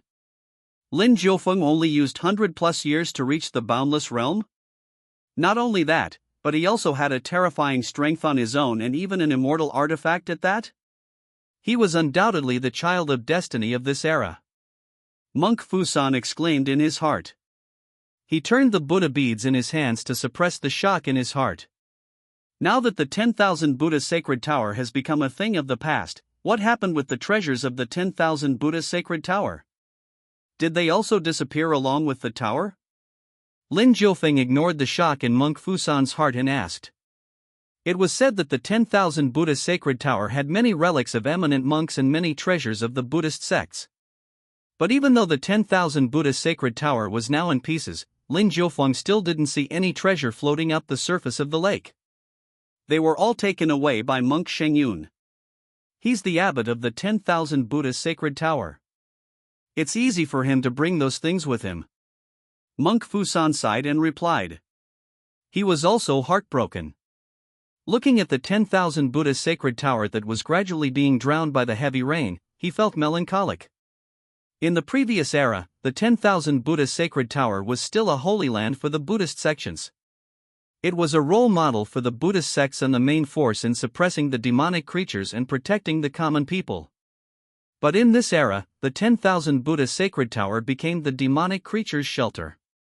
If it weren't for the fact that he was trying his best to suppress the 5 demonic dens, the 10,000 Buddha sacred tower would have long unsealed them and released the demonic creatures out into the world. Today, the 10,000 Buddha sacred tower was no more. It sank beneath the West Lake along with the 5 demonic dens. The 5 demonic dens that had been entangled with the 10,000 Buddha sacred tower for thousands of years were now gone in their entirety. Monk Fusan could only say that this was the decision of destiny. Lin Jiufeng sighed. This monk Xuanhuang was simply too decisive and immediately slipped away upon noticing the slightest danger. Otherwise, Lin Jiufeng would have been able to obtain the Buddha's relic and scepter. Lin Jiufeng had already seen Buddha's writing and signed in from it. Considering that, Buddha's relics and Buddha's scepter could definitely be signed in too. To Lin Jiufeng, the prospect of signing in was more attractive than anything else. But it was a pity that monk Xuanhuang disappeared too quickly. Lin Jiufeng couldn't find him at all. Since we're done here, you can go to the imperial capital of the Unrivalled God Dynasty now, Lin Jiufeng said to Monk Fusan. I'll go right away, but do you really think that everything is over? Monk Fusan shook his head. What do you mean? Lin Jiufeng raised his brows. There are many demonic dens in the entire Jiangnan area, but many people are suppressing. But there is a demonic den that no living person dares to suppress, said Monk Fusan. What place? Lin Jiufeng asked curiously. It's in the 100 Flowers Valley of the Jiangnan area. There's an extremely terrifying underground cave there. The eminent monks of the 10,000 Buddha sacred tower investigated it thoroughly during the previous era. They found out during their investigation that the demonic den there was being suppressed by a mummy. Thanks to it, nothing has happened so far, Monk Fusan replied. That's good, isn't it? Lin Jiufeng asked. Monk Xuanhuang left with a group of powerhouses from the 10,000 Buddha sacred tower. He also brought with him the many treasures of the tower. He has already gone far too deep into the demonic path. What if he went over there and opened that demonic den now that the 10,000 Buddha sacred tower has collapsed? Monk Fusan asked softly. He had accurately guessed Monk Xuanhuang's next course of action. Lin Jiufeng frowned and replied, how troublesome. I shall go to the 100 Flowers Valley then. Be careful, Monk Fusan nodded. The demonic creatures in that demonic den are even more terrifying than here. Even the 10,000 Buddha sacred tower was unable to suppress the demonic den when it was at its peak. Don't go too far and force yourself. It's okay, I have the Jiangnan 100 Ghosts portrait, Lin Jiufeng replied rather confidently. Recalling the might of the Jiangnan 100 Ghosts portrait, Monk Fusan smacked his lips and didn't say anything else. Afterwards, he turned around and left. Farewell. His thin body walked into the rain, but the rainwater avoided him. Monk Fusan walked towards the imperial capital amidst the rain. Lin Jiufeng also walked into the rain with the white cat. He walked out of the rain and headed to the 100 Flowers Valley. Chapter 149, Human Becoming Demon. The 100 Flowers Valley, a very inconspicuous place in the Jiangnan area. Many regions in the world have places similar to this 100 Flowers Valley. Those valleys with many flowers could be collectively called 100 Flowers Valley. Lin Jiufeng left the West Lake and the 10,000 Buddha Sacred Tower on a rainy night. The collapse of the 10,000 Buddha Sacred Tower caused a continuous downpour that eventually filled the bottomless 5 demonic dens. After the rain stopped, the West Lake returned to normal. The lake was clear and beautiful, the colors of the mountain reflected in it were simply sublime. The atmosphere created by the heavy downpour further elevated the scenery. The 10,000 Buddha Sacred Tower that stood tall in the West Lake collapsed. The countless terrifying demonic creatures disappeared, and everything seemed to return to normal. On this day, many people came to West Lake. They were all cultivators with powerful cultivation bases. They knew more than the average person, and they were also very courageous. They knew what happened last night, so they quickly rushed here, wanting to see the aftermath of that battle. Apart from noticing that the West Lake seemed to have become wider and larger, the other traces of the battle have already been washed away by the heavy rain. The other traces of battle were washed away by the heavy rain. Just who in the world was that person? He's so powerful. To think that he could single-handedly destroy the 10,000 Buddha Sacred Tower. I heard from others that the 10,000 Buddha Sacred Tower is already one of the most powerful forces in the world. How did it become like this? He single-handedly wiped out a major force. He's simply my idol. Although I don't know who wiped out the 10,000 Buddha Sacred Tower, I am certain that he is from the Xuanhuang God Dynasty. Why are you so sure? Because all these years, other than the Xuanhuang God Dynasty constantly investigating and probing the 10,000 Buddha Sacred Tower to tell them to stop harming the common people, no other faction dared to say those words to the 10,000 Buddha Sacred Tower. That's true, but does the Xuanhuang God Dynasty actually have such a powerful powerhouse? There was originally one, but he hasn't appeared for decades. I wonder if it's him. Discussions rose and fell, spreading endlessly throughout. Everyone who came here expressed their opinions. These discussions were also heard by Monk Qingyun. He stood at the edge of the West Lake and looked at the huge lake. Its water glistened, and his eyes were filled with envy and shock.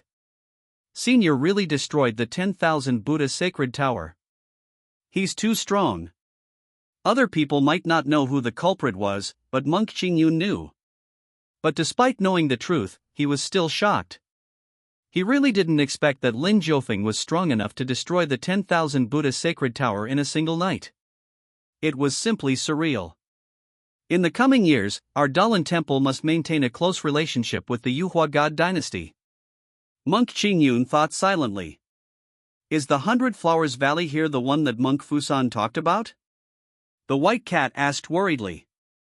After leaving the West Lake, Lin Jiufeng arrived at the 100 Flowers Valley closest to the West Lake in the middle of the night. This was the 100 Flowers Valley that most common people in the Jiangnan area talked about. It was located in the mountains. Although popular, no one had ventured in here for decades because demonic beasts, mountain spirits, and ghosts had started to appear in the depths of these mountains. Ordinary people couldn't enter, and cultivators weren't bored enough to visit the 100 Flowers Valley this deep in the mountains. Hence, when Lin Jiufeng ventured into the depths of the mountains, the surroundings were empty and quiet. The white cat was worried that Lin Jiufeng had come to the wrong place. Lin Jiufeng shook his head and said, "I'm not in the wrong place. I can feel it. I can feel the demonic aura here." Lin Jiufeng had exterminated many demonic creatures. Through experience, he now knew what demonic aura felt like. Furthermore, he was holding the Jiangnan 100 Ghosts portrait in his hand. The Jiangnan 100 Ghosts portrait could sense the locations of demonic creatures even more clearly than Lin Jiufeng. It was reminding Lin Jiufeng that the 100 Flowers Valley mentioned by Monk Fusan was just up ahead. Monk Fusan said that even when the 10,000 Buddha Sacred Tower was at its peak, they didn't dare to come here to this 100 Flowers Valley. Are you confident? The white cat asked curiously. Yes, Lin Jiufeng simply replied. His confidence came from the Xuanhuang 100 Ghosts portrait in his hands. After it absorbed the Dalan Temple's demonic den and the 5 demonic dens beneath the 10,000 Buddha sacred tower, the demonic creatures killed by the immortal artifact have become simply too many to count. The Xuanhuang 100 Ghosts portrait itself had recovered by a huge margin. It was now very powerful. Opening the Xuanhuang 100 Ghosts portrait, Lin Jiufeng saw that the colors in the painting had become much more vivid. The once gloomy mountains and the green mountains that were covered in black spots had lost their original bleak colors. It returned to its previous colors of azure, emerald, and ink green colors. The change proved that the power of the Xuanhuang 100 Ghosts portrait had greatly improved. The white cat was relieved to hear Lin Jiufeng's words. It completely trusted Lin Jiufeng. Lin Jiufeng proceeded at breakneck speeds. He moved through the forest and up the slope as if he was walking on flat ground. Soon, he arrived at the 100 Flowers Valley. The surroundings of this 100 Flowers Valley looked desolate. Of course, this was natural, for it had been decades since the valley saw an outsider. There were a lot of weeds, vines, and brightly bloomed flowers decorating the valley. When Lin Jiufeng arrived, he saw traces of people walking in this 100 Flowers Valley. Their footprints trampled upon the fresh flowers. The footprints are still fresh. These flowers were clearly stepped on, and that is why they fell to the floor. This happened less than half a day ago. Lin Jiufeng stood at the entrance of the 100 Flowers Valley and looked at the footprints hidden under the vines. It's from the abbot of the 10,000 Buddha sacred tower, Monk Xingyun, the white cat said. Lin Jiufeng nodded. He smiled and replied, it really is a case of searching high and low for something, then only to find it by sheer luck. They left with the Buddha's relic and scepter, and the other treasures of the 10,000 Buddha sacred tower. I thought that I wouldn't be able to find them, but I didn't expect to encounter them so soon. This was a pleasant surprise. Lin Jiufeng's spiritual consciousness started to expand, rapidly spreading into the 100 Flowers Valley. The 100 Flowers Valley was huge. There was a huge area in between. But Lin Jiufeng's divine soul was even vaster, directly covering the space in between. There, he saw Monk Xingyun and the others. They moved a mummy out of a cave in the 100 Flowers Valley. Lin Jiufeng also heard their discussion. This is the mummy that rendered the powerhouses of the 10,000 Buddha sacred tower helpless in the previous era. Although it's dead, it still managed to suppress this demonic den and the demonic creatures inside until they couldn't move at all. Monk Xingyun laughed and flung the mummy out forcefully. The group of powerhouses from the 10,000 Buddha sacred tower that followed him here spoke one after another. When that group of seniors saw this mummy back then, they acted as if they had seen a ghost. They refused to come close to the mummy no matter what and even prostrated themselves in worship. But now, how come that I don't feel that this mummy is powerful at all? Well, that's because the mummy has yet to catch up to the pace of the world's spiritual energy recovery. It still isn't at its peak state. Monk Xingyun explained. It is a mere mummy. It doesn't know how to think. If it were anyone else, they would have adjusted their condition after knowing that the spiritual energy was recovering. However, the mummy is very slow in thought. It won't have that terrifying might until the spiritual energy has recovered to a certain extent.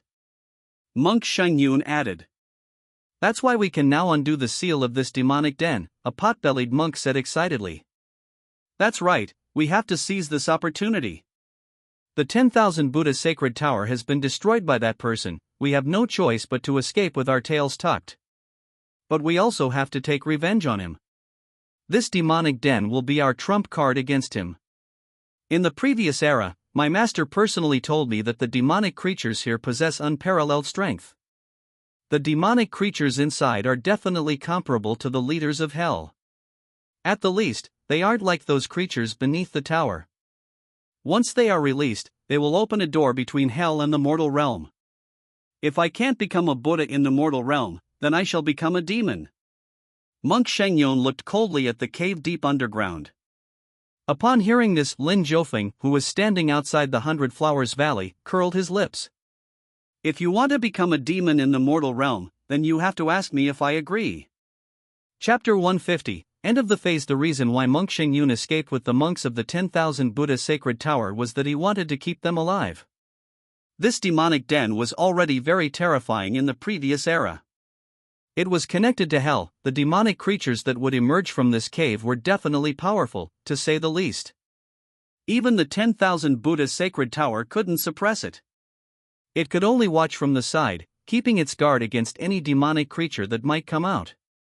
Fortunately, a mummy appeared out of nowhere and suppressed this demonic den. The group of demonic creatures inside erupted and shook the heavens, but they were still no match for the mummy. But with the end of an era, the spiritual energy of the world receded.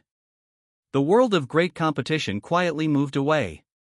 Many people also chose to seal themselves, knowing that they were unable to compete with the heavens nor reverse the receding tide of spiritual energy.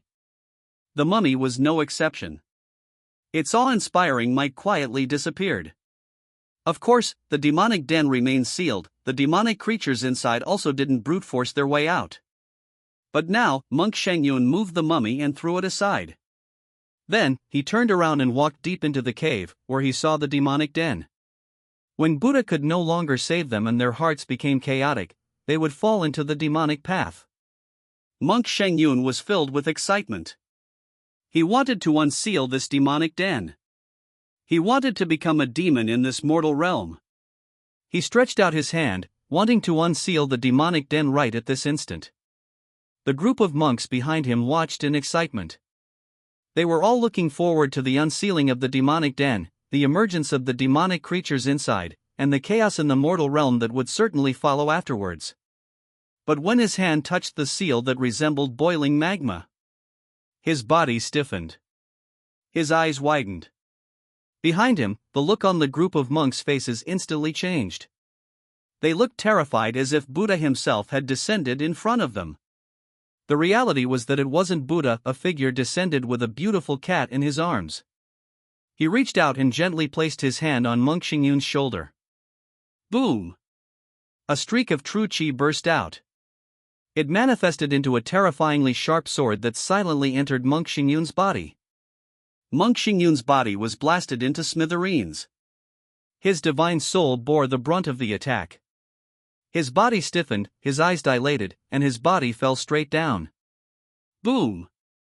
Monk Shengyun's body smashed onto the seal. The seal that looked like boiling magma instantly devoured him. His body fell into the demonic den and he entered the legendary world of hell. Lin Jiufeng said calmly, "You lot won't be able to become a demon in the mortal realm anymore, but at least your corpses will be able to enter hell." You're that powerhouse? A monk pointed at Lin Jiufeng in horror. Congratulations, you're right. Lin Jiufeng turned around and congratulated him with a smile.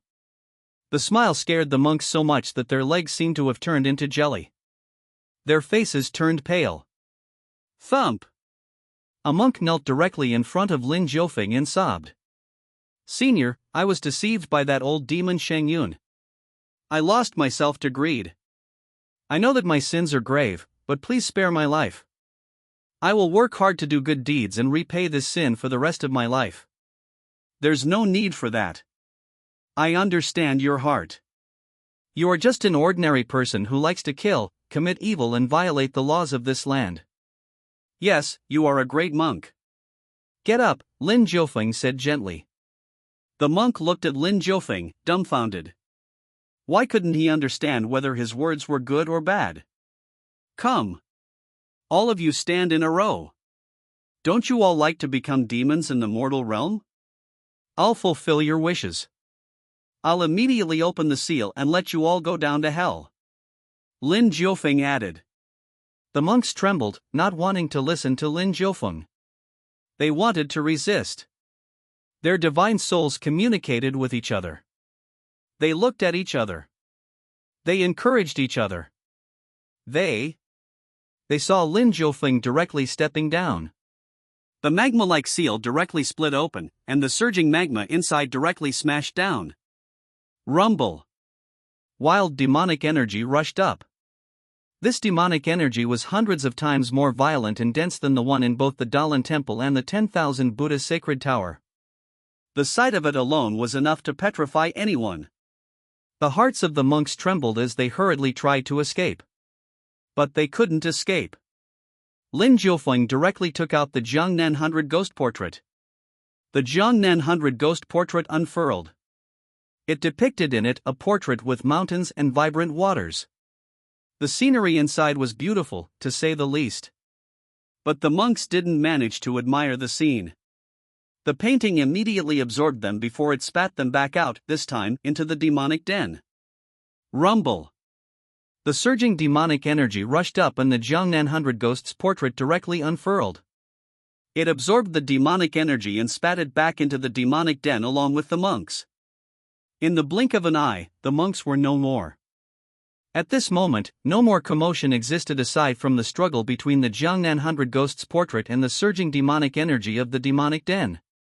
The demonic cultivators and creatures from hell seemed to have sensed the removal of the seal in the demonic den.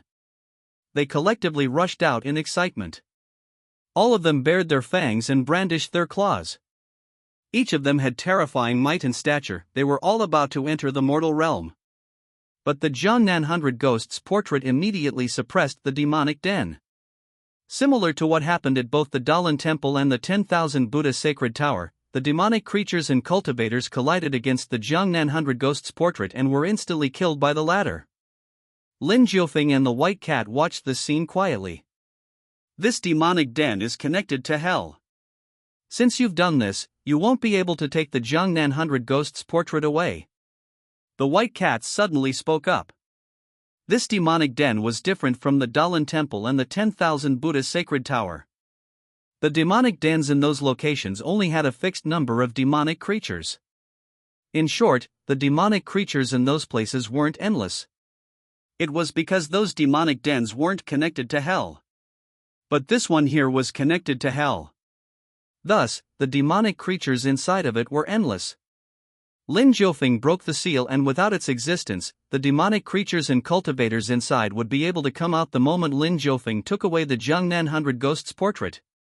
Since I am the one who broke the seal, I naturally won't take away the Xuanhuang 100 Ghost's portrait. Lin Jiufeng reassured. The Xuanhuang 100 Ghost's portrait has been a great help to me, but at the same time, it's also dispensable. After all, it's incomplete and it still has to absorb more demonic creatures to recover. It's best if I left it here. I won't take it away with me. Lin Jiufeng added. With his capabilities, the Xuanhuang 100 Ghost's portrait was only akin to adding icing to a cake. It didn't matter even if he didn't have the Xuanhuang 100 Ghost's painting. Because he was powerful enough. I shall leave the Xuanhuang 100 Ghost's portrait here and let it absorb the demonic creatures inside so it could fully recover. When the time comes, this immortal artifact will still be mine, so there's no need for me to take it away so soon. Lin Jiufeng stated. The White Cat replied, that works too. The demonic creatures in the Xuanhuang area can be considered to be more or less wiped out then. Lin Jiufeng nodded. Yes, more or less. There's no need for me to take action for some of the small demonic dens. Let the officials in Xuanhuang send a few powerhouses of their own to handle them. Emperor De was worried that the situation in Xuanhuang would deteriorate. Thus, he asked Lin Jiufeng for help. After Lin Jiufeng came to Xuanhuang, he resolved the situation in the Xuanhuang area. After just a few days, he vanquished the demonic creatures and returned the original warmth and peace of the Xuanhuang area. I'll take you on a tour of the Xuanhuang area next, what do you think? Lin Jiufeng reached out to stroke the White Cat. You have to keep your word. You mustn't let other things interrupt us again. The White Cat looked at Lin Jiufeng with her starry eyes. Don't worry. Even if Emperor De was about to be assassinated, I won't go back to save him, okay? Lin Jiufeng laughed and reassured the White Cat. That's more like it, the White Cat said in satisfaction. But if Emperor De was really about to be assassinated, you must go back and save him. The White Cat added. Chapter 151, Mortal Realm Walker. After killing Monk Shengyun, Lin Jiufeng looked at the treasures that the former had left behind. Buddha's relic. Buddha's scepter. There were also some other treasures of the 10,000 Buddha Sacred Tower. For Lin Jiufeng, however, only the Buddha's relic and scepter were useful. He decided to take the two with him while tossing the other treasures into the Xuanhuang 100 Ghosts portrait. He let the latter devour them so that it could further bolster its recovery. Lin Jiufeng put Buddha's relic and scepter away. After dealing with the demonic creatures, Lin Jiufeng and the white cat began to tour Jiangnan. The beautiful scenery of Jiangnan was everywhere. As far as the eye could see, everything was picturesque and captivating. Lin Jiufeng brought the white cat along as he wandered through the beautiful sceneries of Jiangnan. Both of them enjoyed the beautiful scenery as well as the various delicacies and specialties of Jiangnan.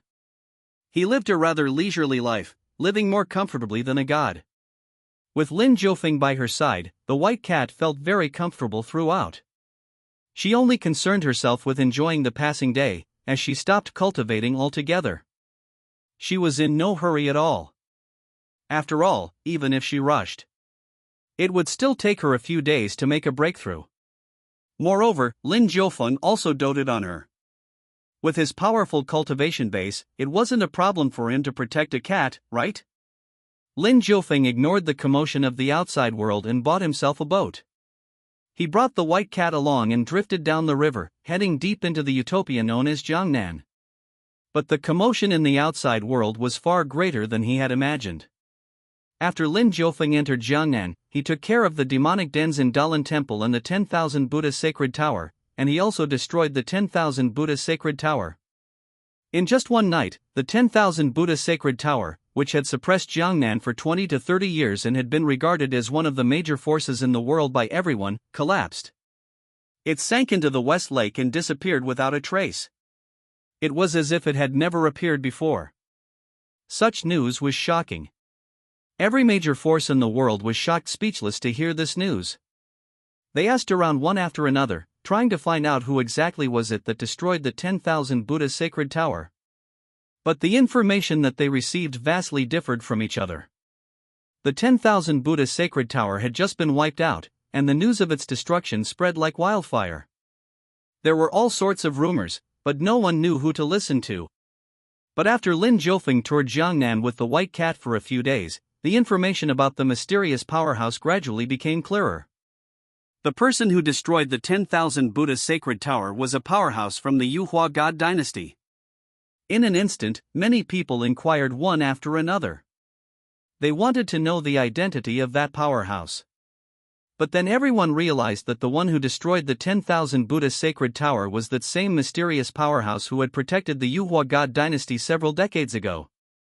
Decades later, he appeared once again. Not only was he not suppressed by the endless stream of powerhouses that appeared, but he had also become even stronger. When he appeared out in the world after being absent for so long, he destroyed the 10,000 Buddha Sacred Tower. He destroyed a major force that everyone only had praises for. Many people discussed the exact identity of the mysterious powerhouse. Unrivalled God Dynasty, Imperial Capital. In the Forbidden City. Emperor Desun received the news. He had been paying close attention to the changes in Jiangnan. He sincerely asked Lin Jiufeng to go down to Jiangnan so that the precarious situation in Jiangnan would be solved. But Emperor De never expected that Lin Jiufeng's move would be so earth-shattering. He directly demolished the 10,000 Buddha Sacred Tower. It was completely destroyed. Not even a successor was left behind. The West Lake returned to its former state and beauty. I knew that big grand-uncle wouldn't disappoint me. Emperor De held the information delivered by the spies. He couldn't help but laugh out loud. He was happy from the bottom of his heart that the 10,000 Buddha Sacred Tower had been wiped out. With this, the troubles in the Jiangnan area were finally settled once and for all. The many people in Jiangnan would be able to continue to live and work in peace. Brother Emperor, did Big Grand-Uncle do it? Princess Yulin asked in surprise. After her safe return from captivity, she guessed that the one who saved her must be Lin Jiufeng. But she didn't have any evidence to support her claims. Now that something earth-shattering happened, Princess Yulin was convinced that Lin Jiufeng had already emerged from seclusion. Yes, I earnestly asked Big Grand-Uncle to go to Jiangnan to solve the problems there. It's just that I didn't expect Big Grand Uncle to be so brave as to directly wipe out the 10,000 Buddha sacred tower, Emperor De replied happily. In the entire hall, only Emperor De and Princess Yulin were present.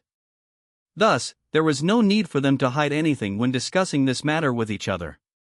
Emperor De laughed loudly and spoke his mind. Big Grand Uncle is indeed powerful, Princess Yulin said proudly. Lin Jiufeng was her big grand uncle, but at the same time, he was also her master. Her knowledge in the cultivation path came from Lin Jiufeng. How could Princess Yulin not be proud? Now that the troubles in Jiangnan are no more, the world should be at peace for a while.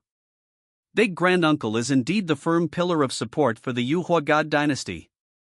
Once he makes a move, everyone in the world cannot do anything other than to stop and watch. Emperor De clapped and said in a relaxed manner.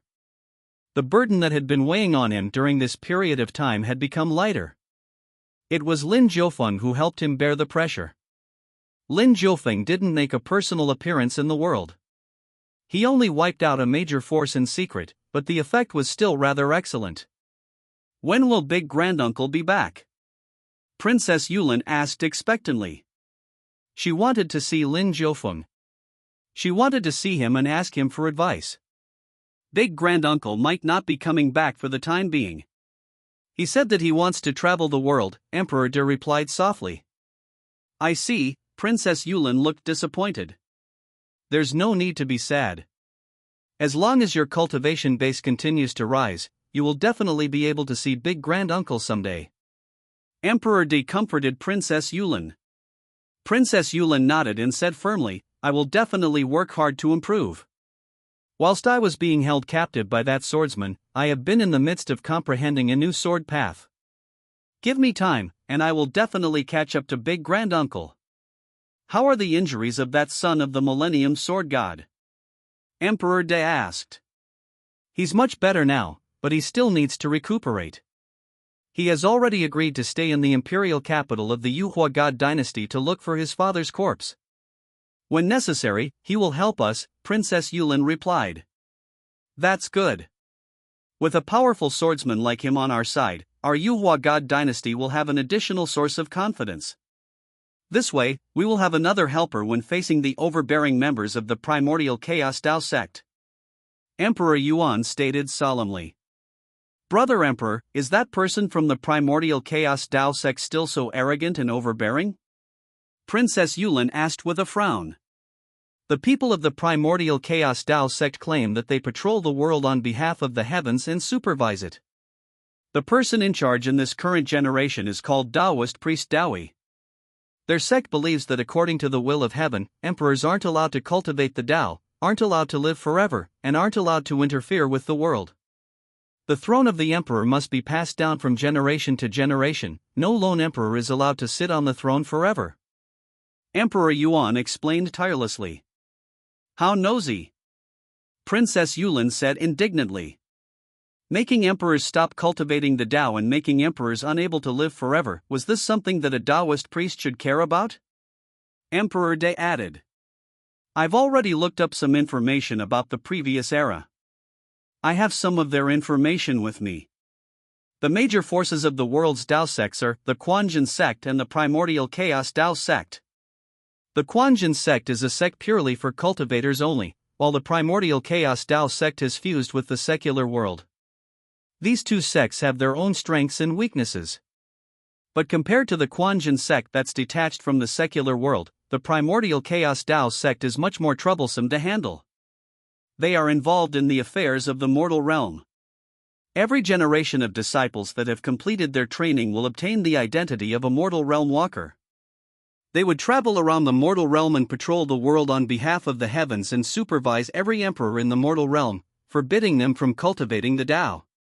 Once an emperor that has cultivated the Tao is discovered, the mortal realm walker will assassinate the emperor and change the dynasty, letting the common people of the mortal realm choose another emperor for themselves. Emperor Des looked gloomy. This was because the mortal realm walker of this generation from the primordial Chaos Tao sect had his eyes on him. Emperor De cultivated the Tao, he could live for at least a few thousand years. And this longevity was something that the primordial Chaos Tao sect forbade. Hence, the Taoist priest Daoi wanted to come and assassinate Emperor De. Chapter 152, King of Rogue Cultivators. Taoist priest Daoi wanted to assassinate Emperor De. Fortunately, the intelligence network that Emperor De established over the years was huge and it was practically all over the world. Every day, a vast amount of information would come from all over the world. The more important pieces of information would then be reported to Emperor De. Among them was that a member of the primordial Chaos Dao sect walked out from the sect's mountain and became a mortal realm walker. In the beginning, Emperor Yuan didn't take this matter seriously. It was just a primordial Chaos Dao sect, that's all. The current Yuhua God Dynasty was no longer the Yuhua God Dynasty from decades ago. The martial temple and its countless branches had nurtured many powerhouses of the younger generation, and they were all starting to become people that the dynasty could rely on. In recent years, Emperor De had also recruited many powerhouses of the older generation to further enrich the combat power of the Yuhua God Dynasty. Hence, the appearance of the primordial Chaos Dao sect really wasn't of much importance in his eyes. But just how powerful is this Taoist priest Daoi? Princess Yulin asked curiously. Very powerful. Emperor De's expression looked grave. How powerful? Princess Yulin was really curious. As soon as the primordial Chaos Dao sect came into being, this Taoist priest rode an ox down the mountain and walked along the Qilu lands. When he arrived at the sea, he split the sea with one stroke of his sword and broke the fog of that overseas immortal island, Emperor De said. What immortal island? Princess Yulin asked. The Panglai Immortal Island. Emperor De softly replied. The Panglai Immortal Island where immortals live according to the legends? Princess Yulin asked in surprise. Yes. But thanks to Big Granduncle destroying the 10,000 Buddha sacred tower overnight, this matter paled in comparison to what Big Granduncle has done. As a result, the news didn't make any waves, but to be honest, it is a matter of utmost importance. Emperor De solemnly explained. To think that he would actually find the Panglai Immortal Island that no one has been able to find all this time. Moreover, he split the sea with a single stroke of his sword and directly found it, instead of searching for it indiscriminately. That proves that he is at least capable enough. Princess Yulin nodded. The primordial Chaos Dao sect. How troublesome. Emperor Yuan frowned deeply. Brother Emperor, you just have to protect yourself well. This mortal realm walker of the primordial Chaos Dao sect won't have the guts to assassinate you here inside the imperial capital. Princess Yulin stated. Emperor De looked calmly at Princess Yulin. Without saying a word, he kept on staring at her.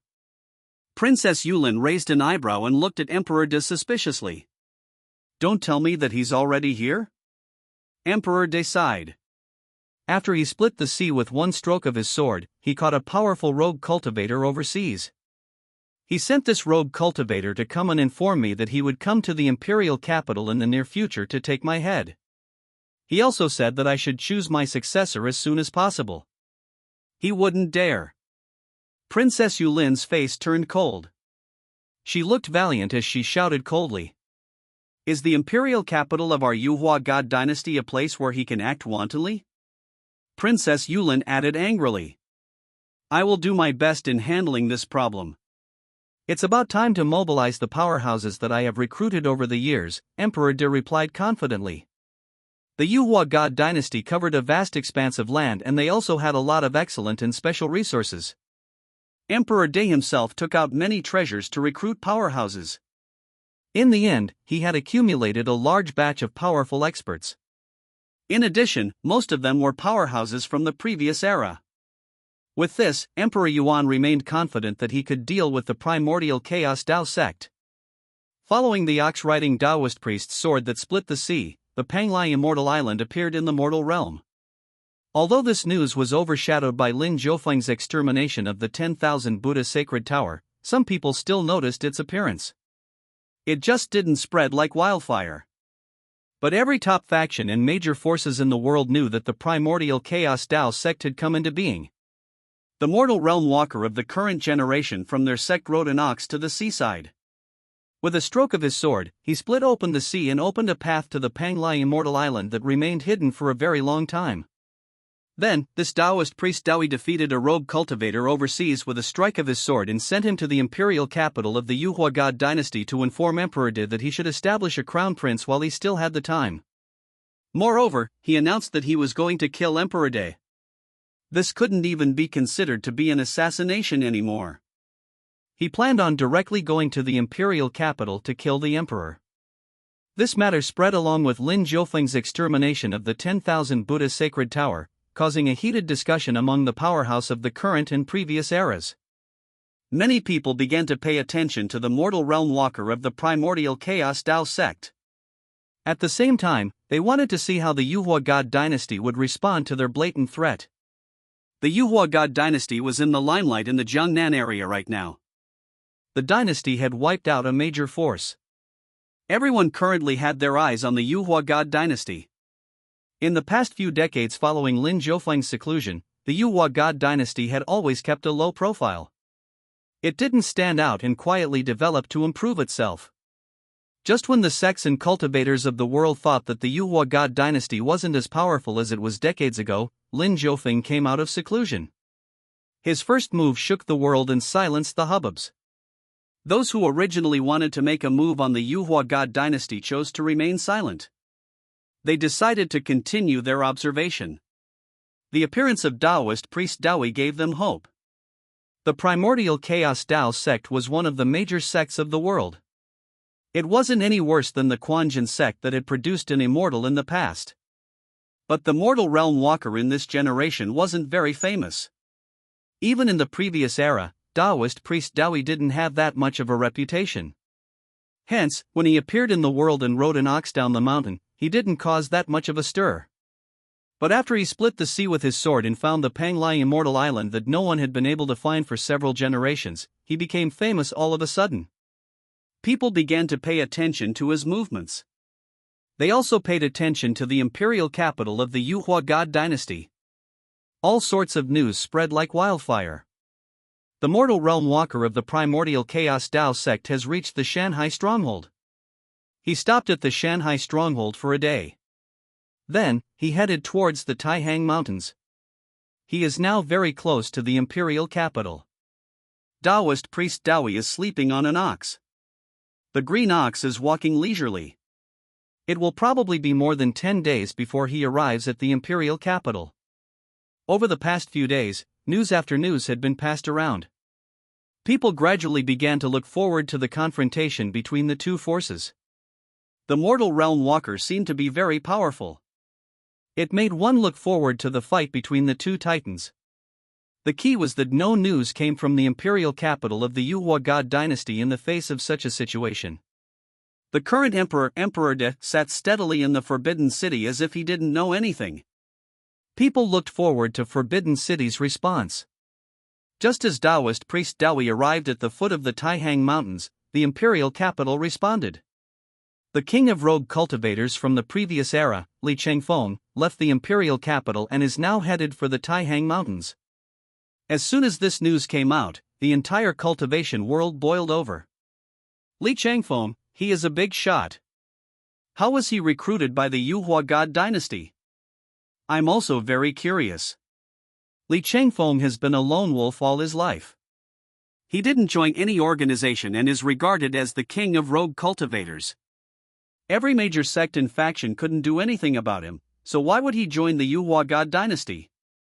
Li Chengfeng also wants to maintain his reputation as the king of rogue cultivators, but he really has no choice.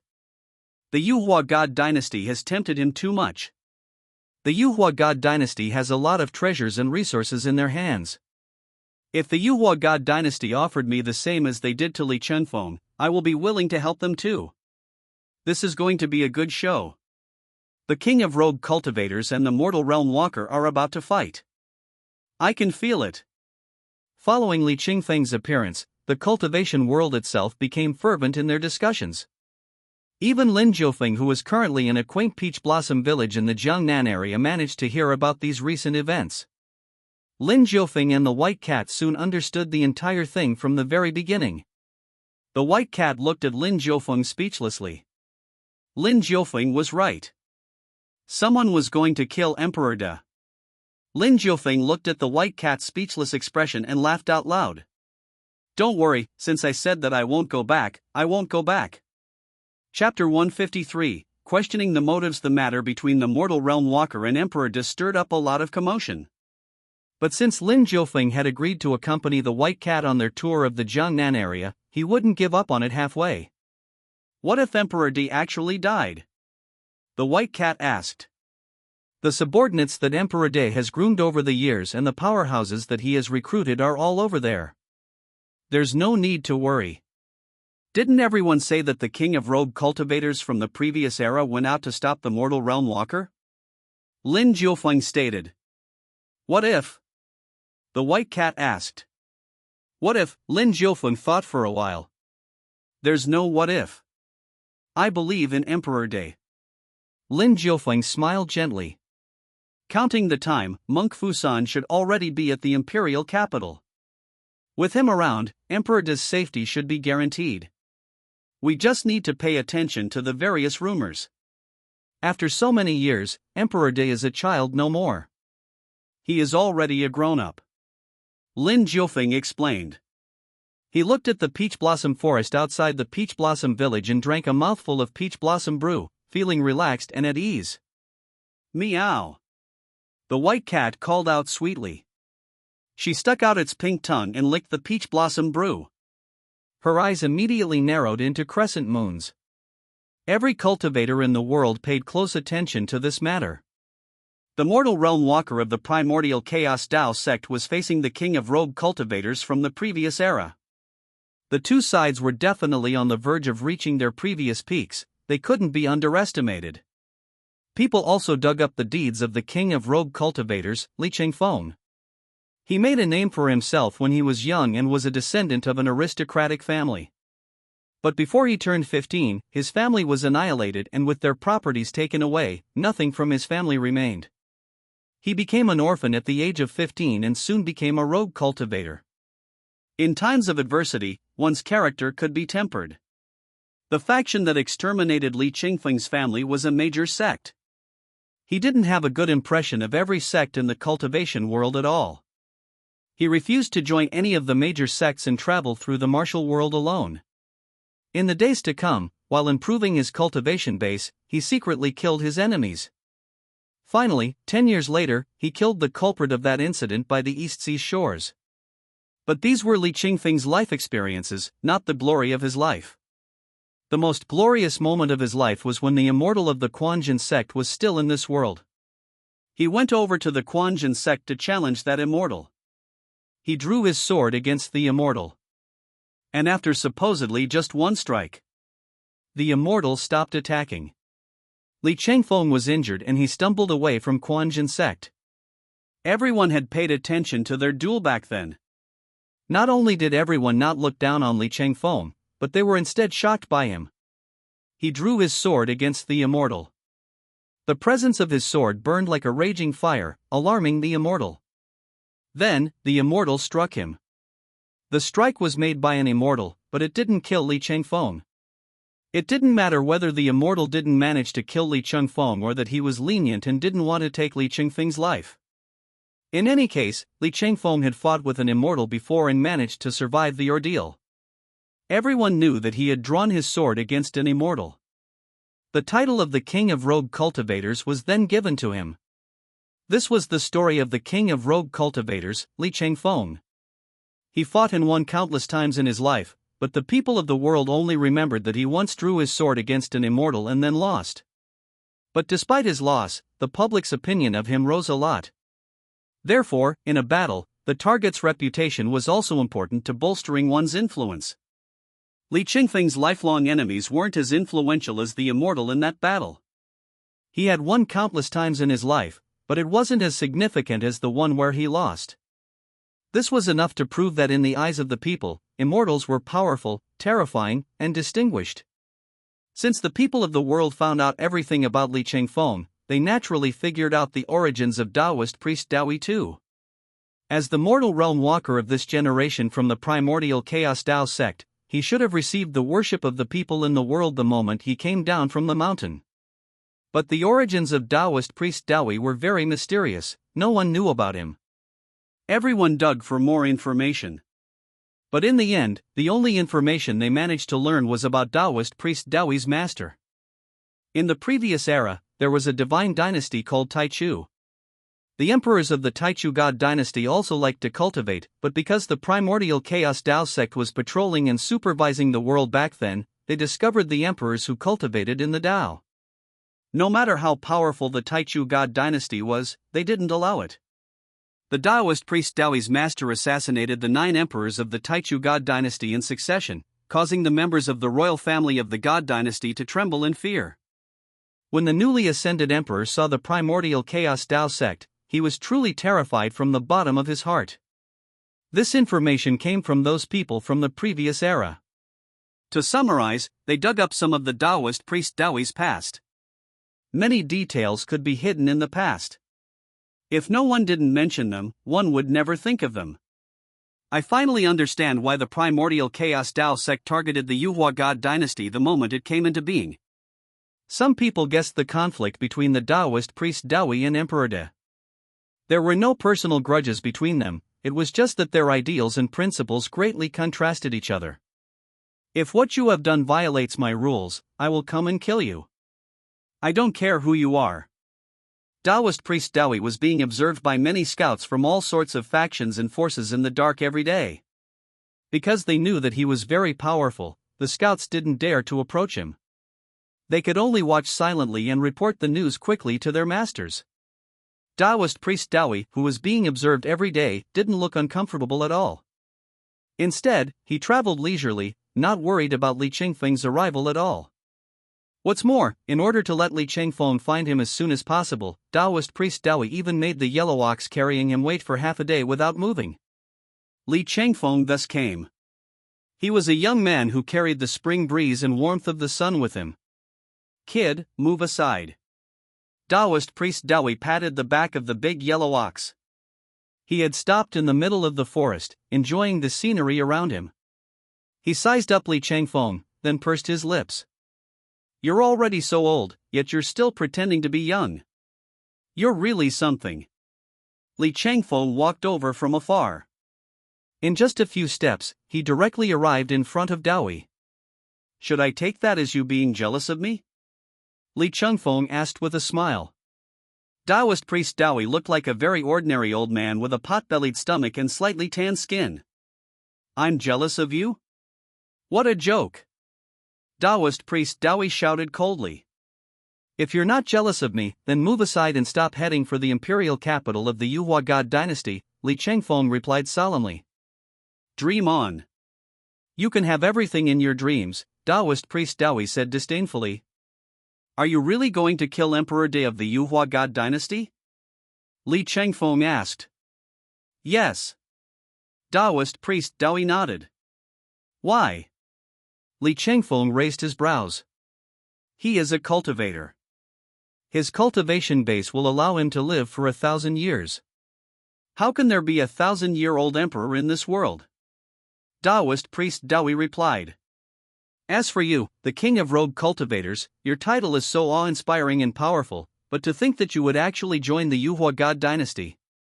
You didn't become a part of any faction nor sect in the previous era, so why did you join the Yuhua God Dynasty the moment you came into being? The contrast is so great, what exactly are you trying to do? Taoist priest Dawi questioned Li Chengfeng.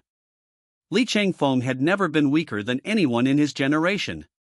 In the previous era, regardless of the circumstances, he never joined any faction. You don't understand. I didn't join the Yuhua God Dynasty, I just happened to discover what you were trying to do, Li Chengfeng replied. Then for whom are you doing this for? Taoist priest Dawi asked quizzically. For the billions people in the world. Li Chengfeng declared his stance.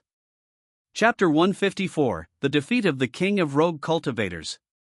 Taoist priest Dawi disdained Li Chengfeng even more upon hearing his words.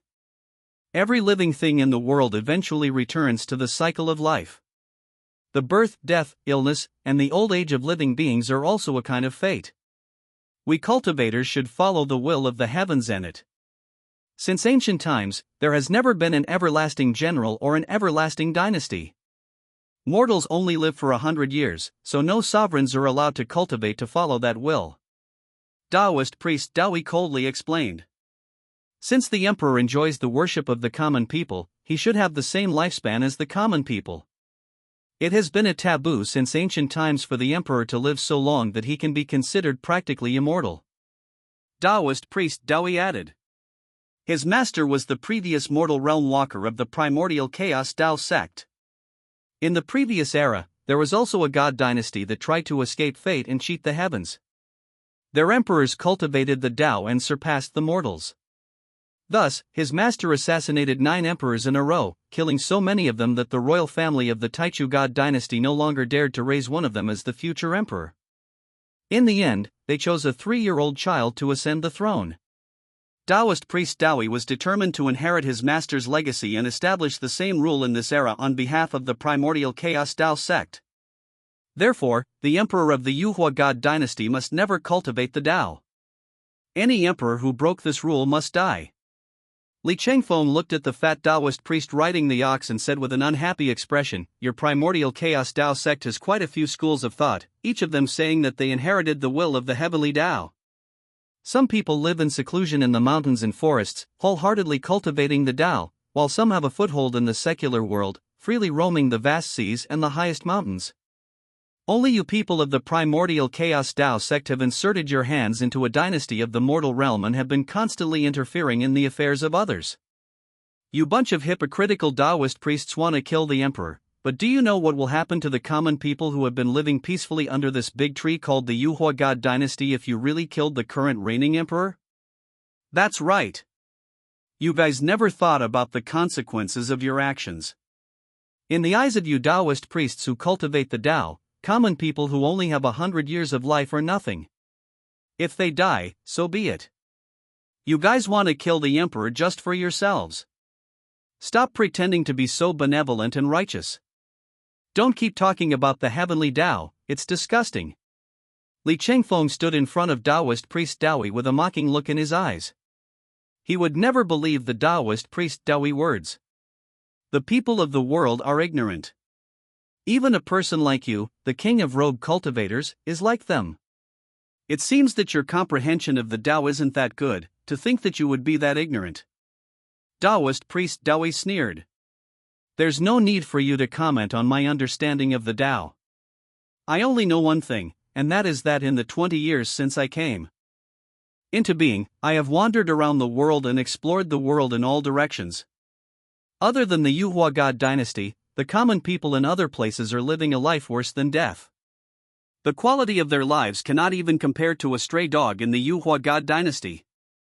All of this is thanks to Emperor Da. Li Chengfeng added. I'm a very direct person. I've only met Emperor Da twice, but I know that I must come here to stop you, Li Chengfeng said firmly. You've only met him twice, yet you dared to take such a big risk to come and see me. You're really stupid and childish. Taoist priest Daoi shook his head mockingly. If you killed Emperor Da, the demonic creatures and ambitious people who secretly wished for the world's downfall into chaos would all come into being. In the end, the common people will be the ones to suffer, so I came here to stop you, Li Chengfeng said. Just as he said before, he came for the sake of the billions of people in the world. Not for Emperor Da, but for the wise ruler and the peace of the common people. I didn't expect that the king of rogue cultivators would actually have such thoughts. Ignorant and foolish, brainwashed by the secular world's concepts. You place a lot of importance on the mortals and the mortal dynasties, but if you stretched out the timeline and stood by the river of time, you can scoop up a handful of water and pour it out. Once you're done, 1,000 years would have passed since you crouched to scoop that water out. After 1,000 years, 10 generations of the mortal beings you spoke of would have died. As for the emperor that you spoke of, if he continues to cultivate, he'll continue to exist. Taoist priest Daoi gestured. Think about it. That is a kind of existence that can destroy the balance of the world. The emperor is an existence that enjoys everything in the world and is a supreme being that can live practically forever. Don't you think that it's a sin to allow a lone emperor to monopolize all the good stuff? Taoist priest Dawi added faintly. What you said might make sense, but that's from your point of view. You think it makes sense, but I don't. Li Changfeng shook his head. Li Changfeng remained steadfast. He wouldn't be swayed by just a few words. Then let me ask you. In the previous era, when the Treacherous God Dynasty was still around, my master killed 9 emperors in a row. Where were you when that happened? Taoist priest Dawi questioned. The Treacherous God Dynasty is different from the Xuanhuang God Dynasty. Li Changfeng shook his head. What's the difference? Taoist priest Dawi asked coldly. His expression was cold. He couldn't stand seeing someone who said such words. If he wanted to save the people, where was he in the previous era? The difference is that the people of the Xuanhuang God Dynasty could eat well and dress warmly. As long as they work hard, they will be able to provide for their elderly and their young. Furthermore, they will be able to enroll in the martial temple and its many branches for free. Emperor Di is doing his best to nurture talented children. This has never happened before in the history of dynasties. It's only logical that I support the Xuanhuang God Dynasty and not the Treacherous God Dynasty. Li Changfeng looked directly at the Taoist priest Dawi. Those are just small favors to the common people, Taoist priest Dawi said in disdain. It doesn't matter what you say. If you want to continue heading for the imperial capital, you must step over my corpse. Li Changfeng's clothes fluttered in the wind and his hair flew in the wind. He stood alone in front of the big green ox. Then, I'm afraid that you will be disappointed. I only said so much to you because you and my master are from the same generation. But now, it seems that it was all in vain. What a waste of your powerful cultivation base, Taoist priest Dawi said coldly. He raised his hand and formed a mudra. Boom! A huge mountain appeared out of thin air and directly smashed down. Mountain overturning seal. This was an offensive technique in the Tao sects. It was very powerful. The charm contained with it a hint of the Tao. Then, it condensed into a huge mountain and instantly smashed down. It was like a huge mountain that was as tall and vast as the sun, moon, and galaxy. It smashed down fiercely. Li Changfeng wasn't surprised.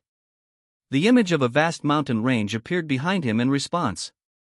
This was his domain, the Sea of Mountains domain. The mountain overturning seal smashed down and was directly absorbed by the Sea of Mountains domain. There wasn't a single ripple on its surface. Meanwhile, Li Changfeng's body was like a willow catkin. He floated behind Taoist priest Dawi and raised his hand to strike. Boom! The ground shattered, everything collapsed. Even a black hole was blasted out from the void as the attack was executed. Behind Taoist priest Dawi, space itself collapsed. The void itself seemingly wanted to devour him. My heart is like fire, my body is invincible. Taoist priest Dawi shouted coldly. His entire body ignited. The raging flames burned continuously, coloring half the sky in an inferno of flames. Even the Sea of Mountains domain was burned down. This was Taoist priest Dawi's heaven-burning domain, and what burned inside was the true chi of Khanate energy. The move burned Li Changfeng's Sea of Mountains domain, causing his expression to change drastically as he hurriedly retreated. Thou shalt be confined. Taoist priest Dawi shouted. He spread his fingers, and a charm containing a hint of the Tao flowed on his fingertips. They spurted out and inserted themselves into the ground, sweeping up the earth's veins. Rumble! A huge array formation appeared and trapped Li Changfeng inside. He found himself unable to move at all. Taoist priest Dawi didn't kill Li Changfeng, but he used an even more humiliating method to deal with him. You are in my traps. I won't kill you for now. After I dealt with that emperor of the Xuanhuang God Dynasty, I will show you that your so-called perseverance isn't worth mentioning in front of the great Tao and the passage of time. Taoist priest Dawi said, wanting to destroy Li Changfeng's faith. Not only did he want to kill someone, but he also wanted to destroy the Tao that Li Changfeng held dear in his heart. Li Changfeng's Sea of Mountains domain was injured. He found himself unable to even muster the faintest struggle. He was stuck in the same spot where he stood before the formation activated.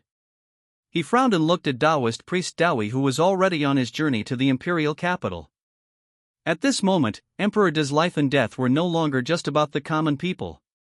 It now also involved the superiority of both Taoist priest Dowie and Li Chengfeng's ideals. Chapter 155. There's still the monk. Taoist priest Dowie was arrogant and domineering. Not only did he want to kill Li Chengfeng, but he also wanted to nurture an inner demon in his heart, effectively crippling him and cutting his journey short in the cultivation world. To do that, he wanted to break Li Chengfeng's persistence. By that time, whether or not Li Chengfeng's Dao heart would be damaged would depend on whether he was someone who had a steadfast and stable heart with immovable willpower. The battle happened very fast. A huge mountain appeared with the flip of a palm, making the scene look extremely vast and majestic. Especially when two domains appeared, the Sea of Mountains domain versus the Heaven Burning domain, the scene that unfolded was mind-numbing. But in the end, Li Chengfeng still came out slightly inferior compared to Taoist priest Dowie. The king of rogue cultivators was ultimately incomparable to a disciple from a prestigious orthodox sect. Li Chengfeng knew that he had lost in terms of foundation. The Sea of Mountains domain might not necessarily lose to the Heaven Burning domain, but Taoist priest Dowie's domain had once been tempered by a Taoist sect expert, greatly bolstering its might. Trapped in place, Li Chengfeng could only silently pray. Nothing must happen to Emperor De. Otherwise, the peaceful world would instantly collapse. The outcome of the battle spread like wildfire. Many scouts watched from a distance and recorded everything clearly with their magical equipment. They were shocked by the conversation between the two, and they were also shocked by the battle that unfolded afterwards. Heaven and earth collapsed with a flip of a hand. When their massive domains spread out, they shocked everyone. Especially when Li Chengfeng unleashed his Sea of Mountains domain. It was extremely terrifying. The Sea of Mountains suppressed everything, but the domain couldn't suppress the flames that could burn the heavens itself. Ultimately, Taoist priest Dowie won. But he didn't kill Li Chengfeng. No one expected him to spare Li Chengfeng's life. Instead of killing the latter, he trapped him inside an array formation. Then, he leisurely rode the same ox forward in the direction of the imperial capital. This time, he picked up his pace. The green ox traveled day and night, rushing to get to the imperial capital. The news quickly spread. Emperor De's trump card, the king of rogue cultivators, Li Chengfeng lost. Not only did he suffer a loss, but he was also trapped in place. Speaking of Taoist priest Dowie, he was now on his way to the imperial capital. He wanted to kill Emperor De. The world was thrown into an uproar. Everyone was shocked. Taoist priest Dowie was actually that terrifying? If even the king of rogue cultivators was no match for him, then who could defeat him? Would Emperor De really die just like this? The news immediately caused everyone to erupt. Everyone discussed, argued, and chatted to and fro. Many of them wore excited looks on their faces. Everyone was shocked speechless by Taoist priest Dowie's display of might. Of course, they were also looking forward to seeing if Emperor De had any other trump cards. The Forbidden City. Great Council Hall. Emperor De and Princess Yulin were watching the scene captured by the scouts. The magical equipment made from the eyeball of the shadow spider could capture moving images and store them for a long period of time. As long as the images were not overwritten or damaged, preserving them for 8 to 10 years wouldn't be a problem. The scouts had just arrived with the images of the battle. Emperor De and Princess Yulin watched in silence. The two of them expressed their opinions upon hearing the debate between Taoist priest Dowie and Li Chengfeng. But when Taoist priest Dowie talked about the true reason why he was trying to assassinate Emperor De, the latter's face turned gloomy. Princess Yulin's face also darkened. He is simply terrifying. Do you have a way to stop him? Emperor De sat on the steps in the council hall, not saying a word. Princess Yulin urged. We must stop him from coming to the imperial capital. If he succeeds, the reputation of our Xuanhuang God Dynasty will drastically fall and the world will become chaotic with our downfall. Do you think that I do not know that? Emperor De sighed. But the most powerful person I have has already failed in his mission. If I send out the others, I will only be sending them to their deaths. Over the years, Emperor De worked hard to recruit powerhouses under his banner. Unfortunately, human gods, martial sages, and a few of those at the Grotto Heaven realm were the only ones that could be tempted by treasures. Upon reaching the Supremacy realm, ordinary treasures weren't enough to tempt these experts anymore. Unless it was an exceptionally rare treasure, it was impossible to recruit them. Even Emperor De didn't have a lot of those kinds of treasures in his hands. Moreover, for some truly powerful powerhouses like the king of rogue cultivators, Li Changfeng, treasures were no longer important for them. What they cared about was the Tao, the things that could further improve their cultivation bases, not worldly possessions. Emperor De was able to recruit Li Changfeng because of what he had done for the common people. It was in line with the principles that Li Changfeng had in his heart. As for other cultivators in the same realm as Li Changfeng, Emperor De wasn't able to recruit any of them. Do you want me to get the son of the Millennium Sword God to act? Princess Yulin asked anxiously. You are being desperate. We can't make such rash decisions. That person was severely injured by Big Granduncle. Even if you want him to take action, it doesn't matter since he isn't in the state to do so anyway, Emperor De replied. That's right, Big Granduncle. Princess Yulin exclaimed in surprise. Big Granduncle is in Jiangnan. He just annihilated the 10,000 Buddha sacred tower. There's no need for us to trouble him about this matter. Emperor De shook his head and directly rejected Princess Yulin's suggestion. He earnestly asked Lin Jiufeng to go down to Jiangnan. Lin Jiufeng had done so, resolving Jiang Nan's chronic illness. If he were to encounter trouble now and called his big granduncle back, then what kind of person would he be treating his big granduncle as? The babysitter of the Yuhua God Dynasty? But this is about your safety, Princess Yulin said worriedly. If this calamity truly befalls unto me, then so be it. There is no need to trouble Big Granduncle. I am the emperor of the Yuhua God Dynasty, not him. If he has to take action every time something happens, then the Yuhua God Dynasty might as well let Big Granduncle be the emperor instead of me. Emperor De insisted. Brother Emperor, what solution do you have then? Princess Yulin asked. If push comes to shove, I will forcefully manifest the Yuhua God Dynasty's Golden Dragon of Destiny. I'll hand it over to you and you'll use it to deal with that Taoist priest Dowie. Emperor De said these words amidst gritted teeth. The Golden Dragon of Destiny, Princess Yulin said in surprise, that's too dangerous. If we aren't careful, the Yuhua God Dynasty can be directly destroyed. If the Golden Dragon of Destiny breaks, the destiny of the Yuhua God Dynasty will also follow it to its demise. Manifesting the Golden Dragon of Destiny was equivalent to fighting Taoist priest Dowie with everything that they had. Princess Yulin imagined. She was holding a sword that was basically the amalgamation of the Yuhua God Dynasty's destiny. To fight a superior foe with a sword made out of something so important, would she even be able to focus on the fight? That's our last resort. Let's observe the situation for now. Emperor De was also helpless in this matter. Taoist priest Dowie got closer and closer to the imperial capital as the siblings observed. The big green ox walked day and night without stopping. Although it couldn't walk fast, it constantly walked without any signs of exhaustion. It was slowly but surely closing the distance between Taoist priest Dowie and the imperial capital of the Yuhua God Dynasty. And during this period of time, Taoist priest Dowie's victory against Li Changfeng had also spread throughout the world. Jiangnan. Once Lin Jiufeng and the White Cat were done with their sightseeing, they continued on their way to look for more interesting sights. On the way, the two of them happened to overhear a passing businessman talking about this major news. They were talking about the battle between Taoist priest Dowie and Li Changfeng. It was an intense fight, but since Taoist priest Dowie was more powerful, he won. Taoist priest Dowie didn't kill Li Changfeng and chose to seal him in place instead. Then, he headed straight for the imperial capital. He wanted to kill Emperor De and supervise the world afterwards.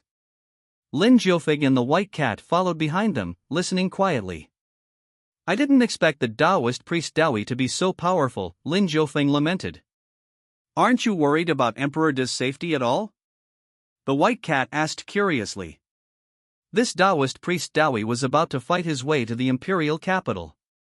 Even so, Lin Jiufeng was still not going to make a move? There's still the monk, isn't he? Monk Fusan should be able to fulfill what he promised to me. Lin Jiufeng replied unhurriedly. Chapter 156, Monk Fusan taking action. The world watched as Taoist priest Dawi continued his journey to the imperial capital. Would he succeed in taking the head of Emperor De to continue the legacy of the primordial Chaos Tao sect, or would the Xuanhuang God Dynasty remain steadfast under his assault and ultimately become the victor in the battle? The answer to this question was what everyone in the world wanted to know right now. The Xuanhuang God Dynasty was the #1 God dynasty in the world. It occupied a vast territory with countless people and numerous powerhouses beneath its banner. The common people in its territory were also able to live and work in peace under the reforms and laws that the dynasty made. It was a never-seen-before God dynasty. This was especially true when it came to the martial temple and its branches.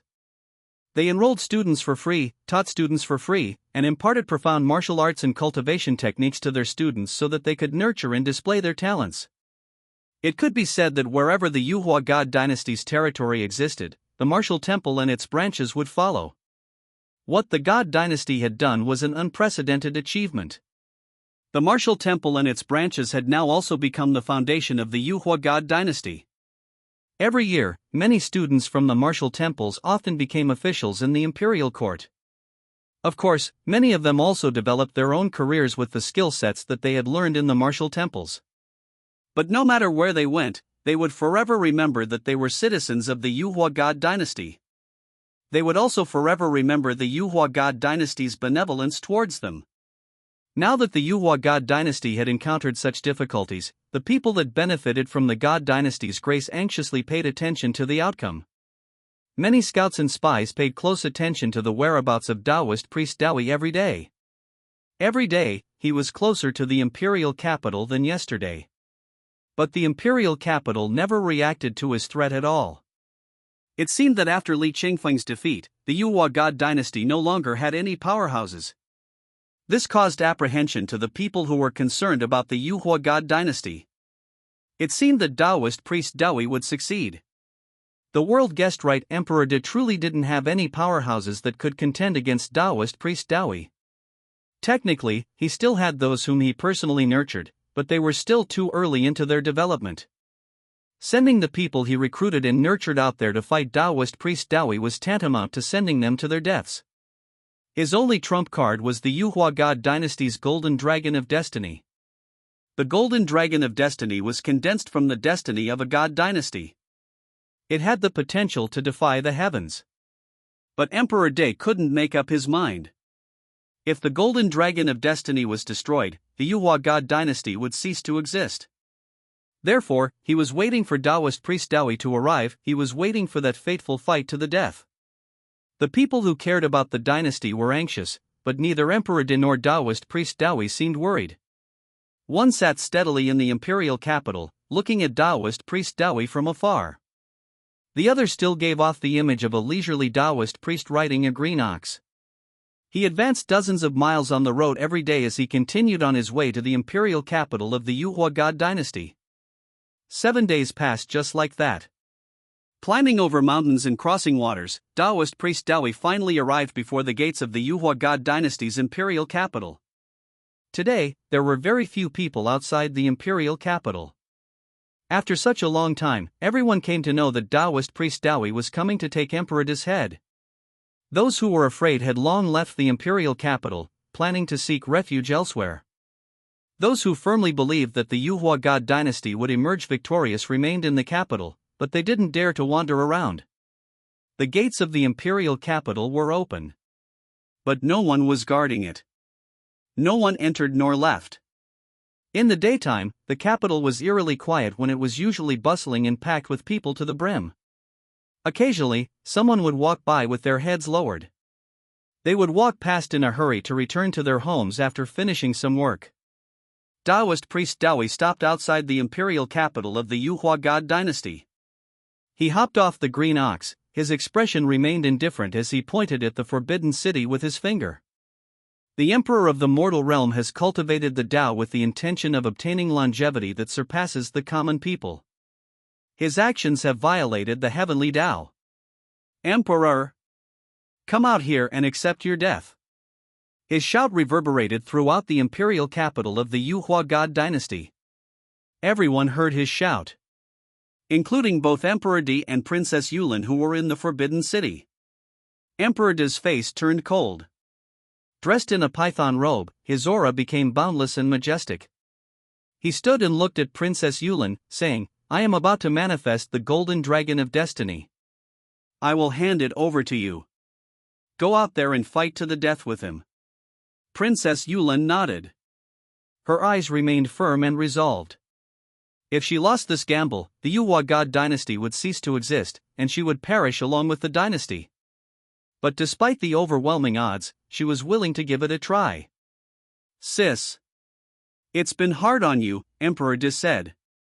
"As the princess of the Xuanhuang God Dynasty, I naturally have to do these things. Guarding the Xuanhuang God Dynasty is not only my brother's responsibility, but mine too," Princess Yulin replied with a smile. Emperor Di turned around and stretched out his hand. The air shook and began to tremble. Then, he slowly drew out a huge golden dragon from his body. The Xuanhuang God Dynasty's golden dragon of destiny. Emperor Di slowly retracted his hand. He gnashed his teeth and stated, "This golden dragon of destiny was only born in the past few decades. I established the martial temples and its branches to spread the knowledge of martial arts, literature, and the cultivation world to enlighten the common people. I did this so that they would forever remember their roots as the citizen of our dynasty.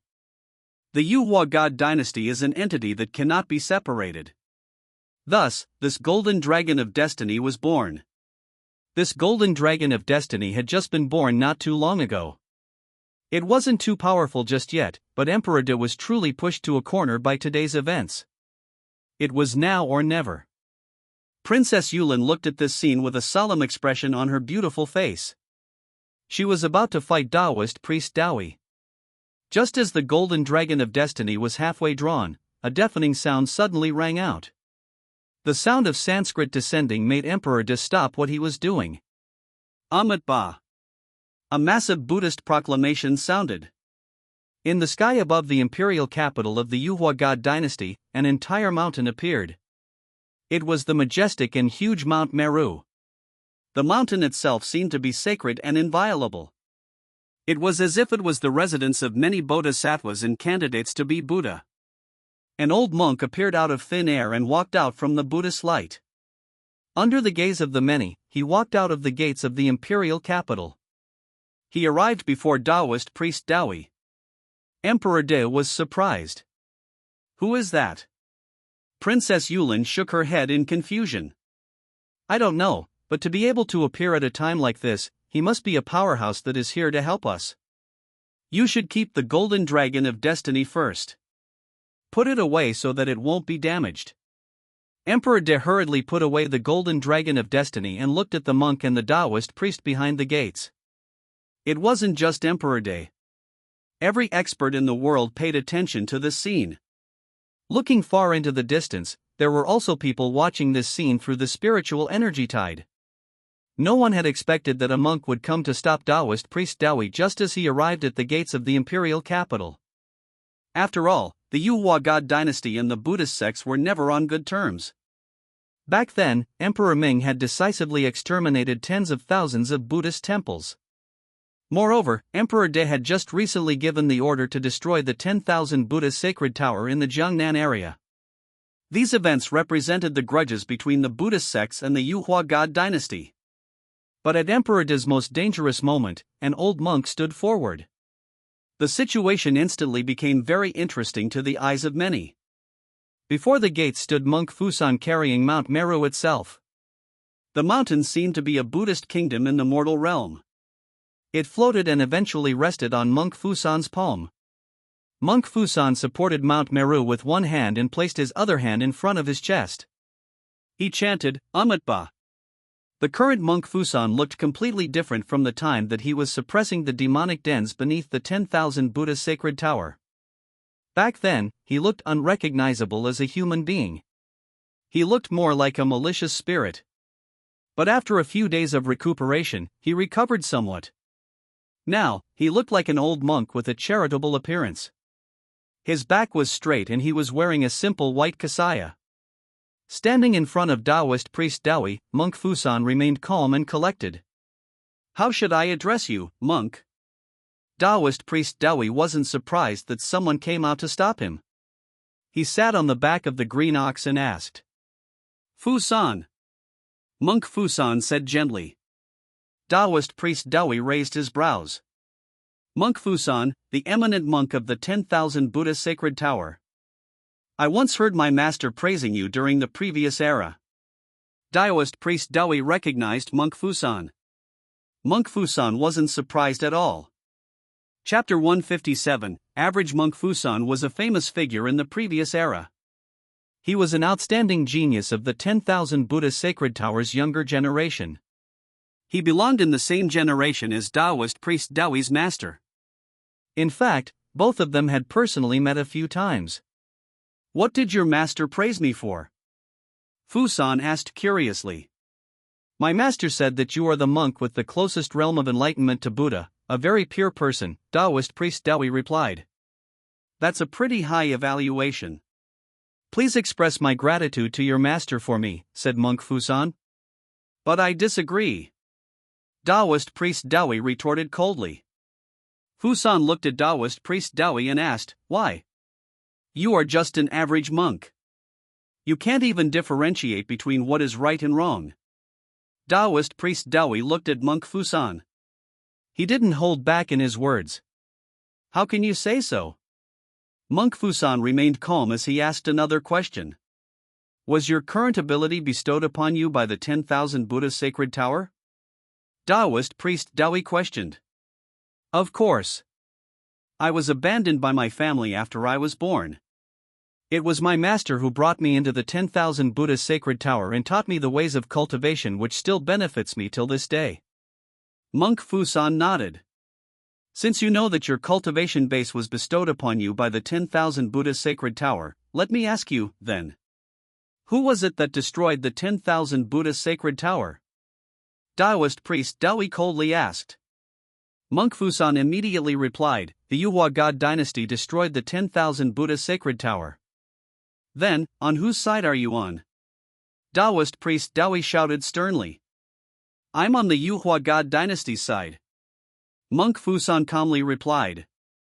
One was an angry-looking man who was about to erupt. There was a stark contrast between the two. One looked as if he was about to erupt in fury. The other seemed to be a calm and tranquil lake that remained undisturbed for millions of years. "Your 10,000 Buddha sacred tower was destroyed by the Xuanhuang God Dynasty. But instead of taking revenge, you became a dog for the same dynasty that destroyed your roots?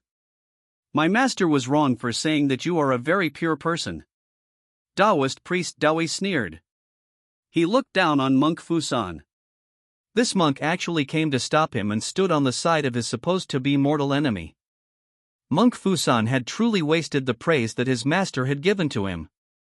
The world continued to watch, curious as to why monk Fusan wanted to help the Xuanhuang God Dynasty.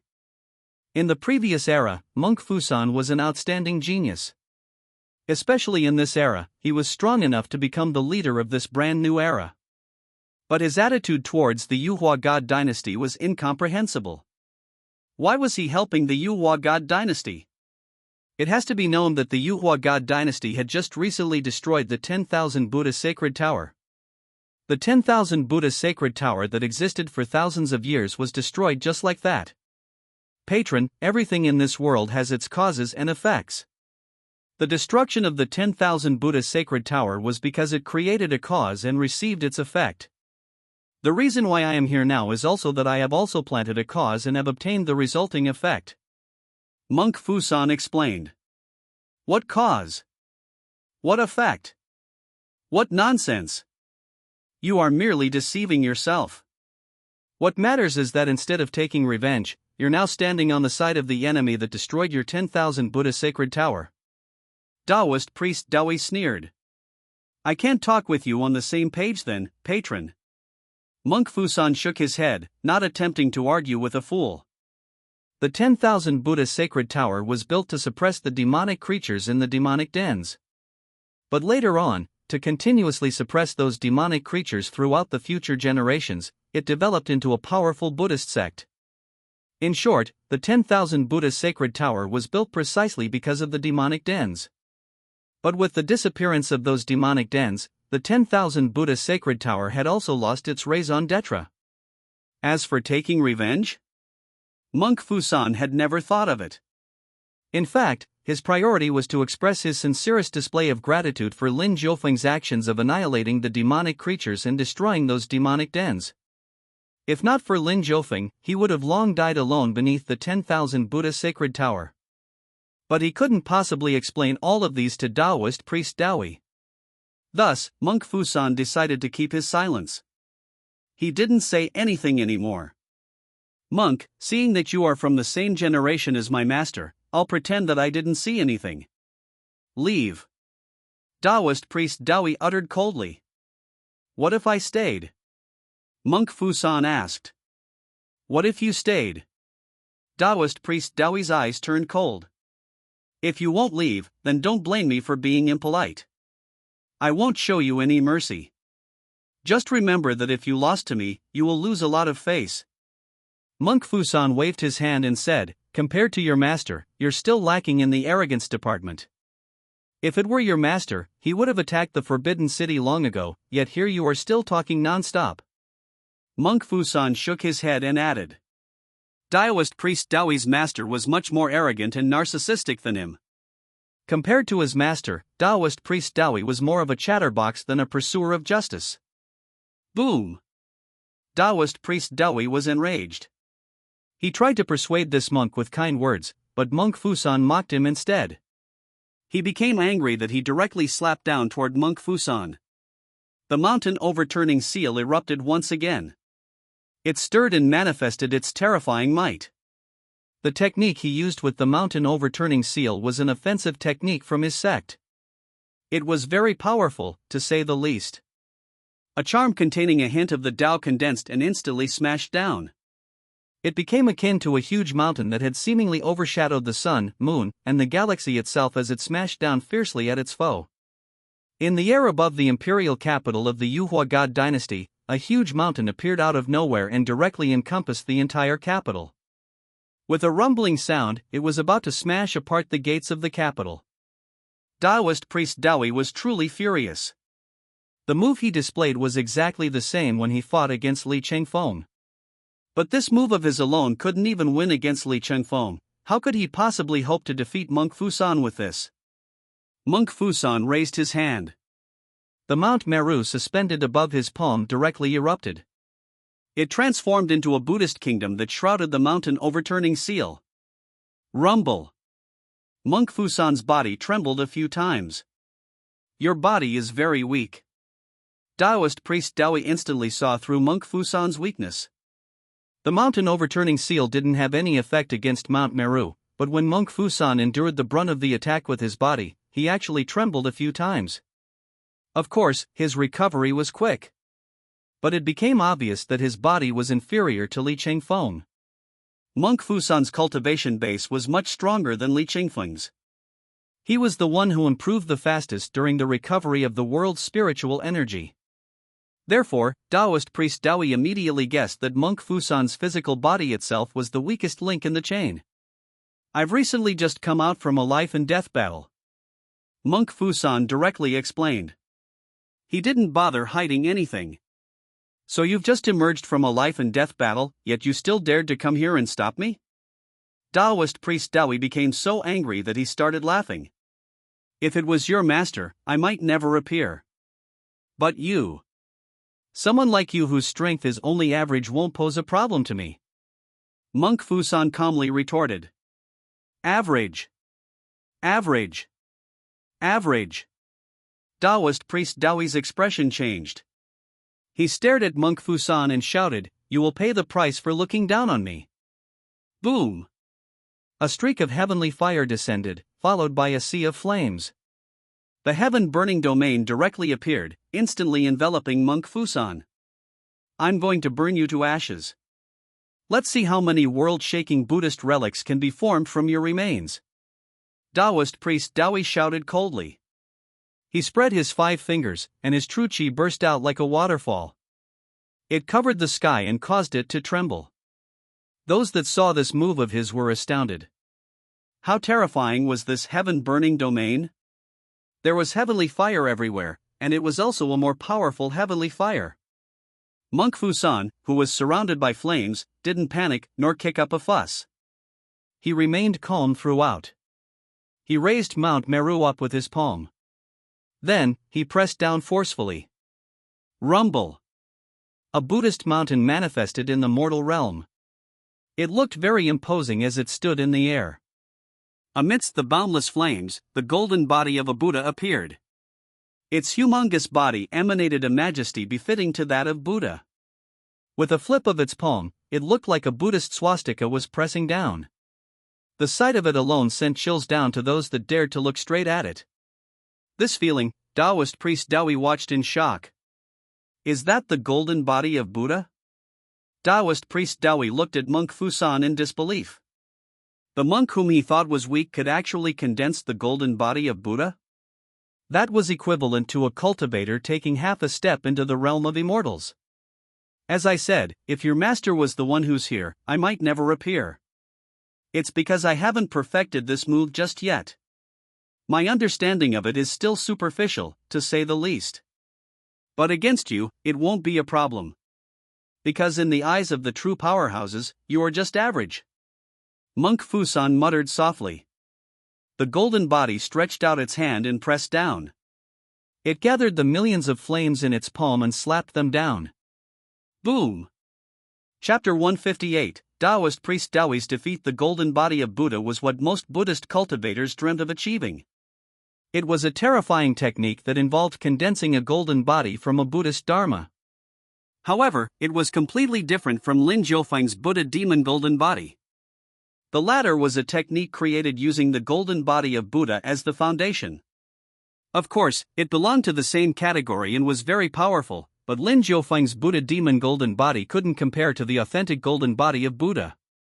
But if someone who could execute the Buddha demon golden body fought with someone that could execute the golden body of Buddha and they were at the same cultivation realm, the outcome of the battle would then depend on which party had a deeper comprehension of their own golden bodies.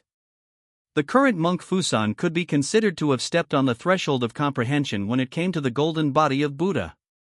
His understanding might be limited just yet, but it couldn't be underestimated. Although monk Fusan's body was weak. Although monk Fusan's cultivation base still wasn't at its peak. Although monk Fusan had only escaped from his jail not long ago. He had the golden body of Buddha. At this moment, the golden body of Buddha unleashed its ferocity and might.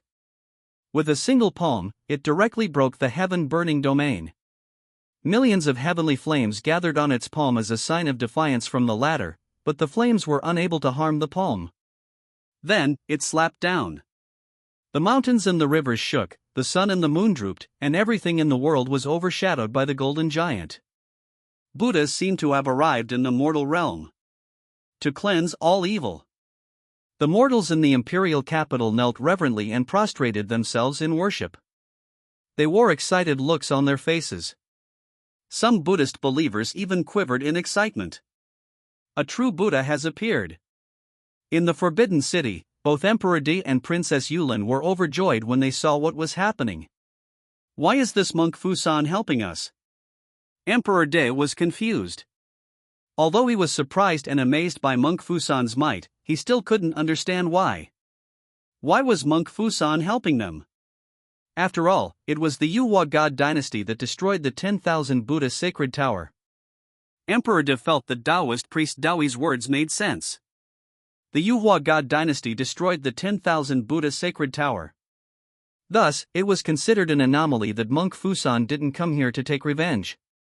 Emperor Di didn't expect that monk Fusan would actually stand up for him and help him resist Taoist priest Dawi at such a critical moment. This definitely has something to do with Big Granduncle, Princess Yulin guessed. Big Granduncle, Emperor Di thought about it and bitterly smiled. I thought that we could become independent in this era of spiritual energy recovery and support the Yuhua God Dynasty on our own. I didn't expect that Big Grand Uncle would still end up helping us in the end, Emperor De replied. We can't help it. Big Grand Uncle is simply too powerful, while we are too weak, Princess Yulin said.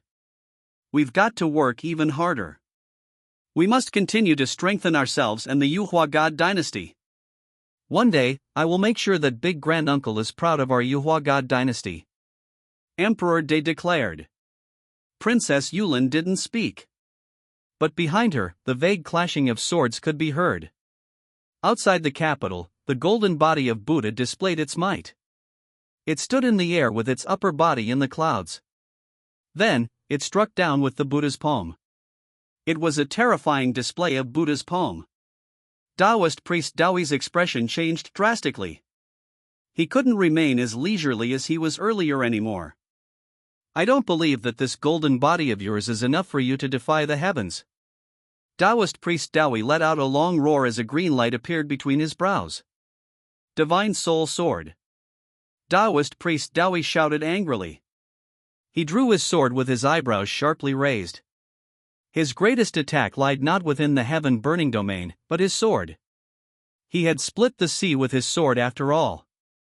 With his sword, he found the Panglai immortal island that generations of people had been searching for.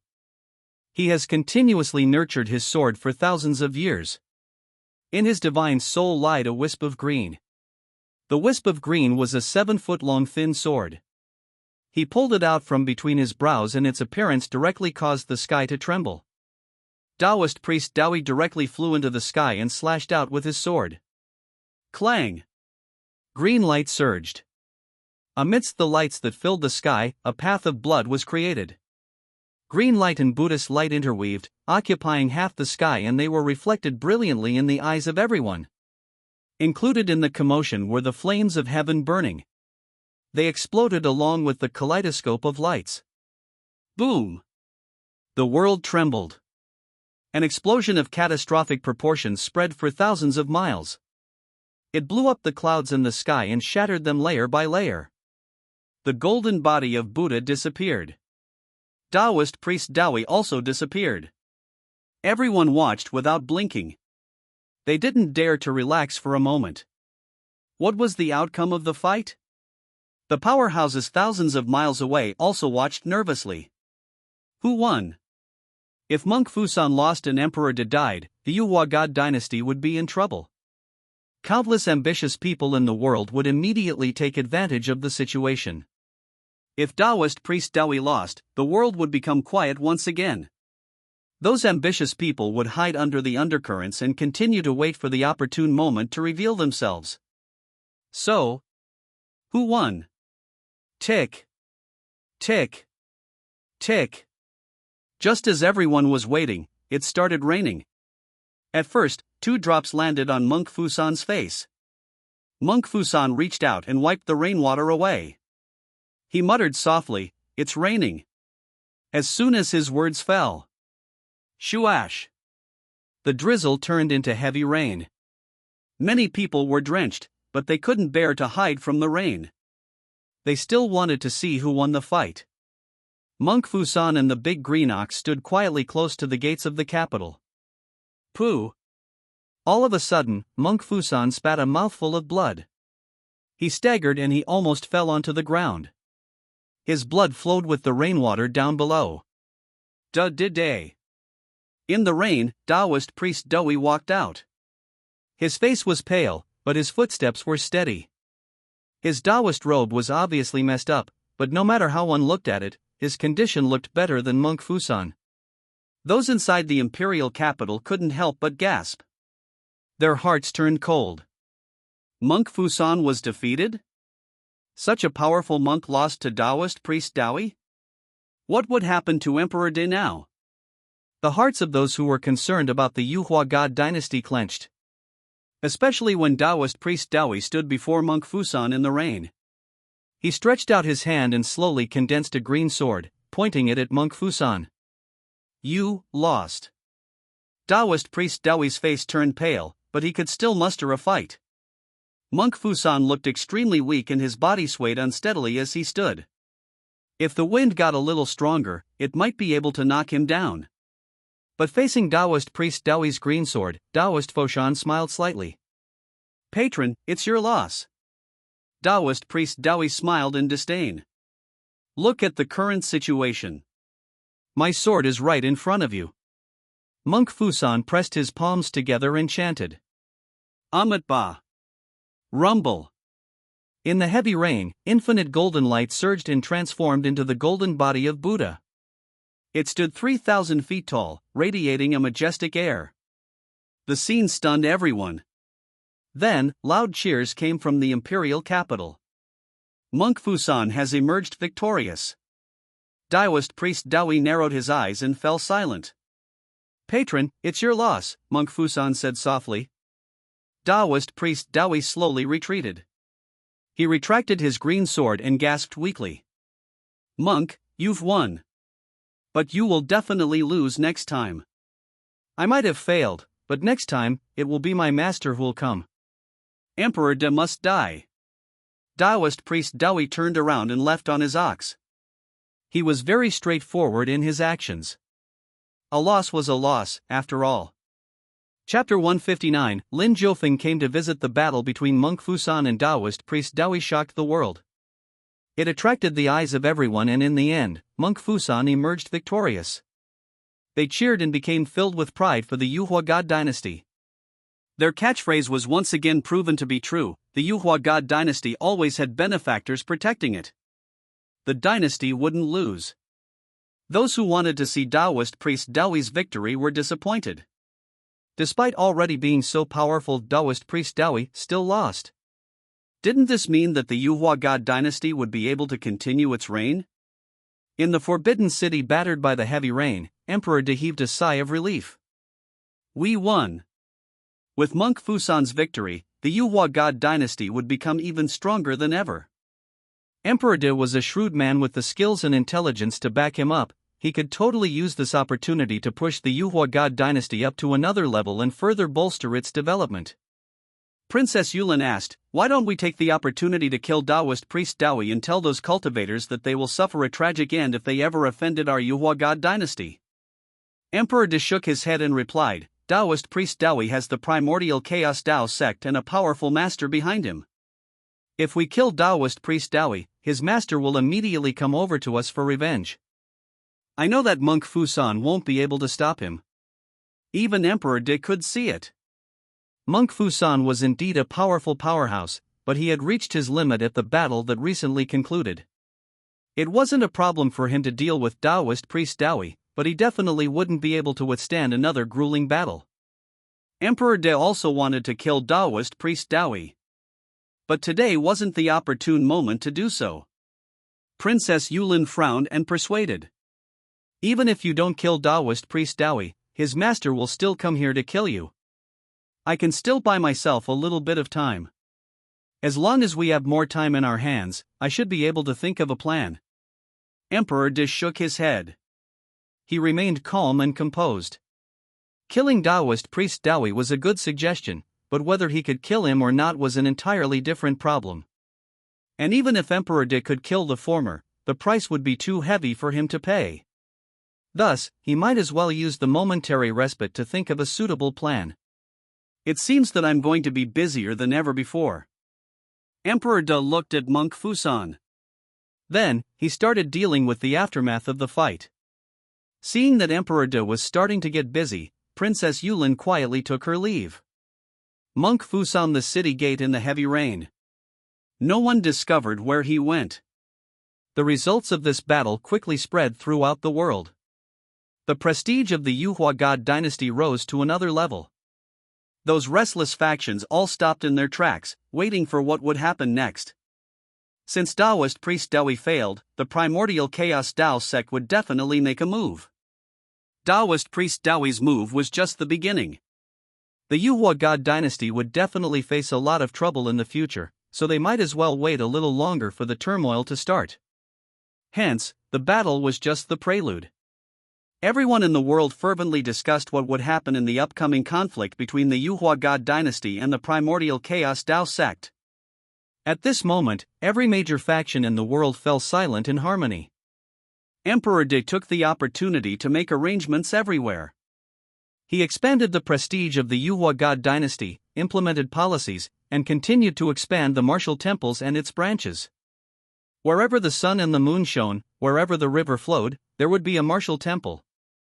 This was Emperor De's ultimate goal. Increasing the number of martial temples was equivalent to expanding the influence of the Yuhua God Dynasty. Doing this would bolster the destiny of the dynasty, and strengthen the Golden Dragon of Destiny. After all, the Golden Dragon of Destiny was one of Emperor De's trump cards. Far away in Jiangnan, Lin Jiufeng, who was playing with the white cat, also heard the results of the battle. After touring the Peach Blossom Village, Lin Jiufeng heard a passerby on a boat talking about the outcome of the recently concluded battle. The passerby was fervently discussing the outcome with another passenger. Lin Jiufeng and the white cat sat still as they silently listened throughout. In the long river, a small boat, a man, and a cat floated with the current as they took in the sights around them. That old monk is already so weak, yet he still managed to resist Taoist priest Dawi. He really can't be underestimated, the white cat exclaimed in surprise. Those from the previous era with high cultivation bases this early into the world's spiritual energy recovery cannot be underestimated. Lin Jiufeng added. But he still can't defeat you, the white cat chuckled and snuggled into Lin Jiufeng's arms. Lin Jiufeng also laughed. He didn't say anything. Instead, he looked at the rippling river and fell into deep thought. The white cat watched as Lin Jiufeng fell into deep contemplation. She laid down comfortably without saying a word. Suddenly, Lin Jiufeng asked, "Little cat, we've already toured around the Jiangnan area and saw everything that we should see. What do you think? Should I bring you out with me to see some of the famous mountains and great rivers of the world?" The white cat looked at Lin Jiufeng in surprise and said excitedly, "Sure. Wait, tell me this first, what famous mountains and great rivers are we going to visit?" The white cat suddenly became vigilant. She reached out her claws and placed them on Lin Jiufeng's chest. "The famous mountains and great rivers in Mount Primordial Chaos," Lin Jiufeng replied with a smile. The white cat had an as-expected look on her face as she said, "I knew it. You lied when you said that you're bringing me out to see some of the famous mountains and great rivers of the world. You just want to take revenge for Emperor De," the white cat added. "So what? Are you going or not?" Lin Jiufeng asked with a chuckle. "Of course, I'll go." The white cat chortled. "I also want to see what capabilities this Primordial Chaos Dao sect has to be so arrogant." Lin Jiufeng stroked the white cat gently. He looked at the river and said with a slightly cold gaze, "No matter what capabilities the Primordial Chaos Dao sect has, they must quiet down before me. To think that actually dared to blatantly murder the emperor of the Yuhua God Dynasty, how audacious." "Oh? Do you even know where Mount Primordial Chaos is?" the white cat asked. "Won't we know after asking around? Let's go." Lin Jiufeng patted the boat and it instantly shot out like the wind. The Primordial Chaos Dao sect was located in Mount Primordial Chaos. The mountain wasn't originally named Mount Primordial Chaos. But when the Primordial Chaos Dao sect came into being, they directly kicked out the sect that had once occupied its summit and announced to the world that the mountain belonged to them. They even went so far as to actually change the mountain's name into Mount Primordial Chaos. Originally, no one knew of the Primordial Chaos Dao sect. But everyone came to know about the Primordial Chaos Dao sect when Taoist priest Dawi rode an ox down their mountain to come to the Yuhua God Dynasty's imperial capital. With everyone's eyes focused on the Taoist priest, everyone also quickly came to know about his defeat. When the people of the Primordial Chaos Dao sect came into being, most of them were still recovering their strength. Outlined in their roadmap were their plans of rebuilding their sect, recruiting disciples, and then eventually, to establish the Primordial Chaos Dao sect as one of the most reputable sects in the world. But before they could even start recruiting disciples, Taoist priest Dawi suffered a defeat in the imperial capital of the Yuhua God Dynasty. Their original idea was to let Taoist priest Dawi kill Emperor De and become famous throughout the world. This way, they would have many people from all walks of life to choose from when recruiting their disciples. But Taoist priest Daoyi actually suffered a defeat at the hands of a monk. How could he fail? Although Dai isn't that powerful, he is already one of the strongest powerhouses in this brand new era. He's already at the boundless realm. Our primordial chaos Dao sect's first move was actually repelled by a mere monk? The emperor of the Xuanhuang God Dynasty has violated the rules of the primordial chaos Dao sect. It's simply unforgivable for him to live under the skies as us. When Taoist priest Daoyi comes back, Xuanhuang, you should go and assassinate that Emperor De. On the summit of Mount Primordial Chaos, a few terrifying existences discussed in the void. They chose Taoist priest Daoyi's master, Taoist priest Xuanhuang, for the curtain call. All right. It's been a long time since I've assassinated an emperor. Xuanhuang immediately agreed. But all of a sudden, a figure walked over from the gates of the primordial chaos Dao sect and muttered softly into the air. You lot better protect yourselves first before sending someone to assassinate the emperor. Who dares to be impudent in my primordial chaos Dao sect's mountain gate? Xuanhuang loudly shouted. Lin Jiufeng raised his head and coldly retorted. Xuanhuang God Dynasty's Lin Jiufeng has come here to kill. Chapter 160, I know the heavens better than you. Lin Jiufeng raised his head and saw a summit surrounded by mountains. The powerhouses of the primordial chaos Dao sect lived there. Xuanhuang was also there. He was Taoist priest Daoyi's master and also the primordial chaos Dao sect's mortal realm walker of the previous generation. In the previous era, he assassinated 9 emperors of the Taichu God dynasty and became famous as a result. In this era, he retired and let his disciple inherit his reputation and ordered him to assassinate the emperor of the Xuanhuang God dynasty to make a name for the primordial chaos Dao sect in the brand new era. But things didn't go according to plan. Taoist priest Daoyi's first assassination ended up in failure. Xuanhuang was in a bad mood. He was now about to make a move himself, but someone from the Xuanhuang God dynasty had come to the mountain gates of the primordial chaos Dao sect. And that person was asking for a fight right in front of their mountain gates. Xuanhuang laughed from extreme anger. A small secular dynasty relied on the help of a monk to stop my disciple. Someone like you actually has the guts to come here and challenge our primordial chaos Dao sect? I really have to look at that secular dynasty of yours in a different light. But even if you wanted to die, you shouldn't look for death like this. His voice reverberated throughout the mountains. It was accompanied by an obvious, yet suppressed anger. Someone from the Xuanhuang God dynasty came to our primordial chaos Dao sect to look for a fight? How brazen! An old man's dignified voice sounded. Xuanhuang, the secular dynasty is too arrogant. They must be severely punished. Another voice reverberated. This time, it was a feminine one. The voice sounded high and mighty. The Xuanhuang God dynasty doesn't respect the heavenly Dao. It's an immoral dynasty that must be destroyed. The final person who spoke up coldly declared the demise of the Xuanhuang God dynasty. Xuanhuang, who was pushed out, muttered softly. Uncle Masters, I understand. These words reverberated through the void and reverberated throughout the mountains. Of course, they entered Lin Jiufeng's ears. But Lin Jiufeng only smiled upon hearing them. With a sense of pity, he strode up the mountain. In one step, he arrived at the middle of the mountain. In the second, he arrived at the summit. You lot say that we are a mere secular dynasty in the mortal realm and that we do not respect the heavenly Dao. But have you ever looked at your very own primordial chaos Dao sect?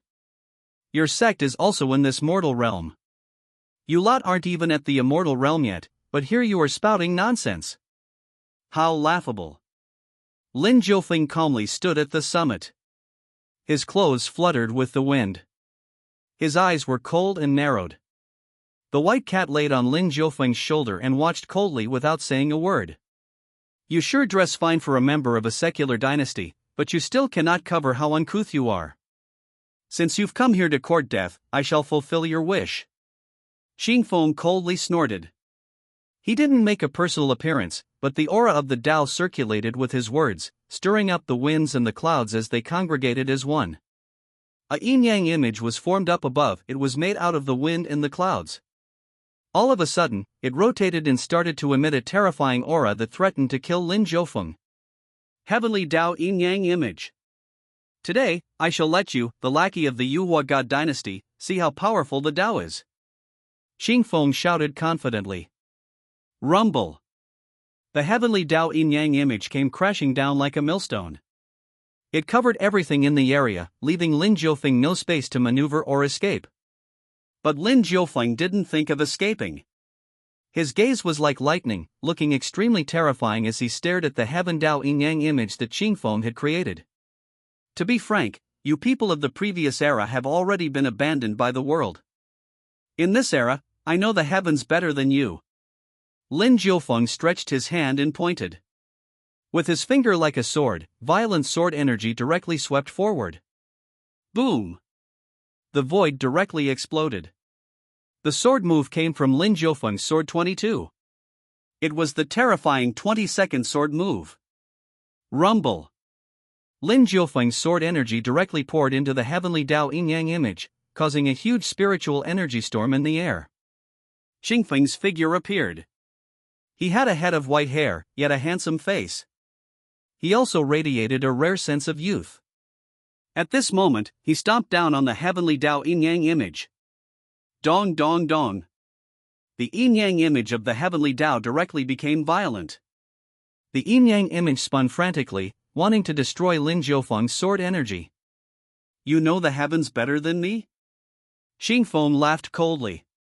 He infused his terrifying true qi into the yin-yang image, greatly increasing the might of the heaven Dao yin-yang image. In addition, an illusory small Taoist temple surrounded by mountains appeared behind Xuanhuang. Amidst the mountains, an inconspicuous Taoist temple occupied the heaven and the earth. The statue in the Taoist temple presented Xuanhuang's face. Looking carefully at the mountains, they were all Xuanhuang's faces, albeit with different expressions. Xuanhuang was like the Dao was like Xuanhuang. This was Xuanhuang's domain, the soul Dao domain. With his domain pressing down along with the heavenly Dao Yin-Yang image, their combined might was terrifying, to say the least. Even their movement forced the sky to tremble. He directly destroyed Lin Jiufeng's sword energy. Ka! Ka! Ka! An ear-piercing sound rang out. Xuanhuang's proud voice sounded. He looked down at Lin Jiufeng, high and mighty. I've destroyed your sword. Are you still going to say that you know the heavens better than me? Xuanhuang questioned Lin Jiufeng.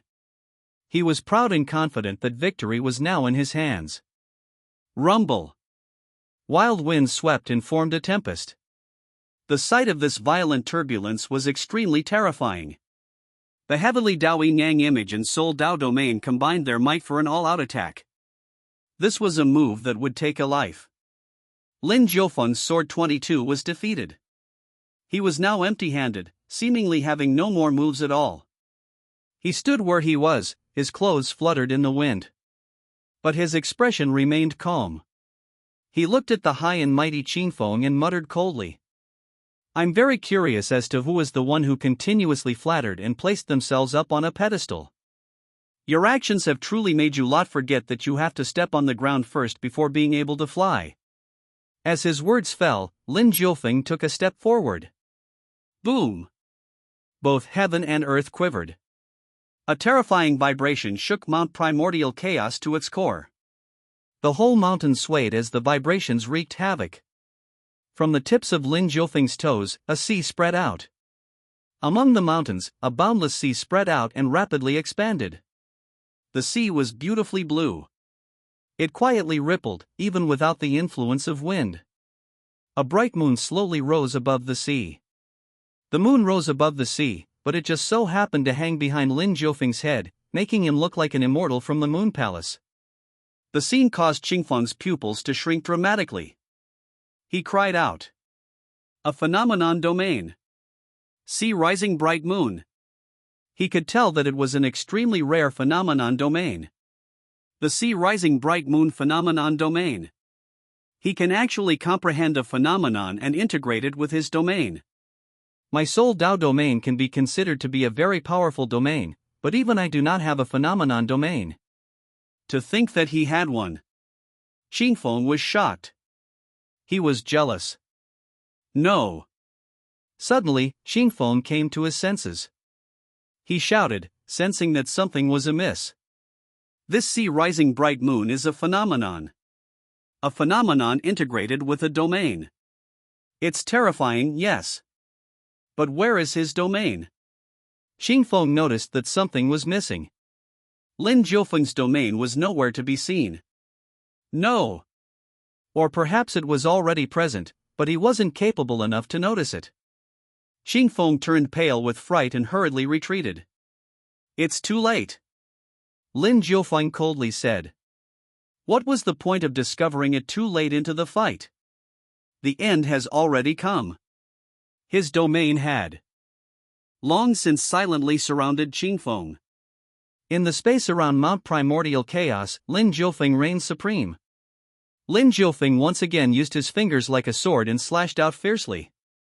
Sword 22. It was still the 22nd sword move from before. It erupted and rushed into the heavenly Dao Yin-Yang image once again. But the outcome this time was different. Boom! Lin Jiufeng's sword energy directly shattered the heavenly Dao Yin-Yang image into pieces. It exploded as a result of the attack. Then, Sword 22's momentum didn't decrease at all. It went over to kill Xuanhuang. You want to destroy my heavenly Dao Yin-Yang image and kill me in the process? Dream on! Xuanhuang shouted. He tried his best to resist. But Lin Jiufeng ignored him. His eyes were cold as he raised his brows and said coldly, "Weren't you curious about where my domain is? Then, let me tell you. Everything in this world is my domain. As long as you do not sever the connection between my domain and the world, I will be invincible. This is my domain. God's domain." Pooh! The terrifying sword energy directly broke Xuanhuang's defenses and pierced his glabella. The sword energy took away a chunk of Xuanhuang's life force. What is going on? Xuanhuang coughed up a mouthful of blood. His face was full of disbelief. He looked at Lin Jiufeng. A question mark seemed to appear on his forehead. How could he lose to Lin Jiufeng? He was a famous powerhouse in the previous era. Although his cultivation base still wasn't at its previous peak, he was still at the boundless realm. How could he lose to someone from a secular dynasty like the Unrivalled God Dynasty?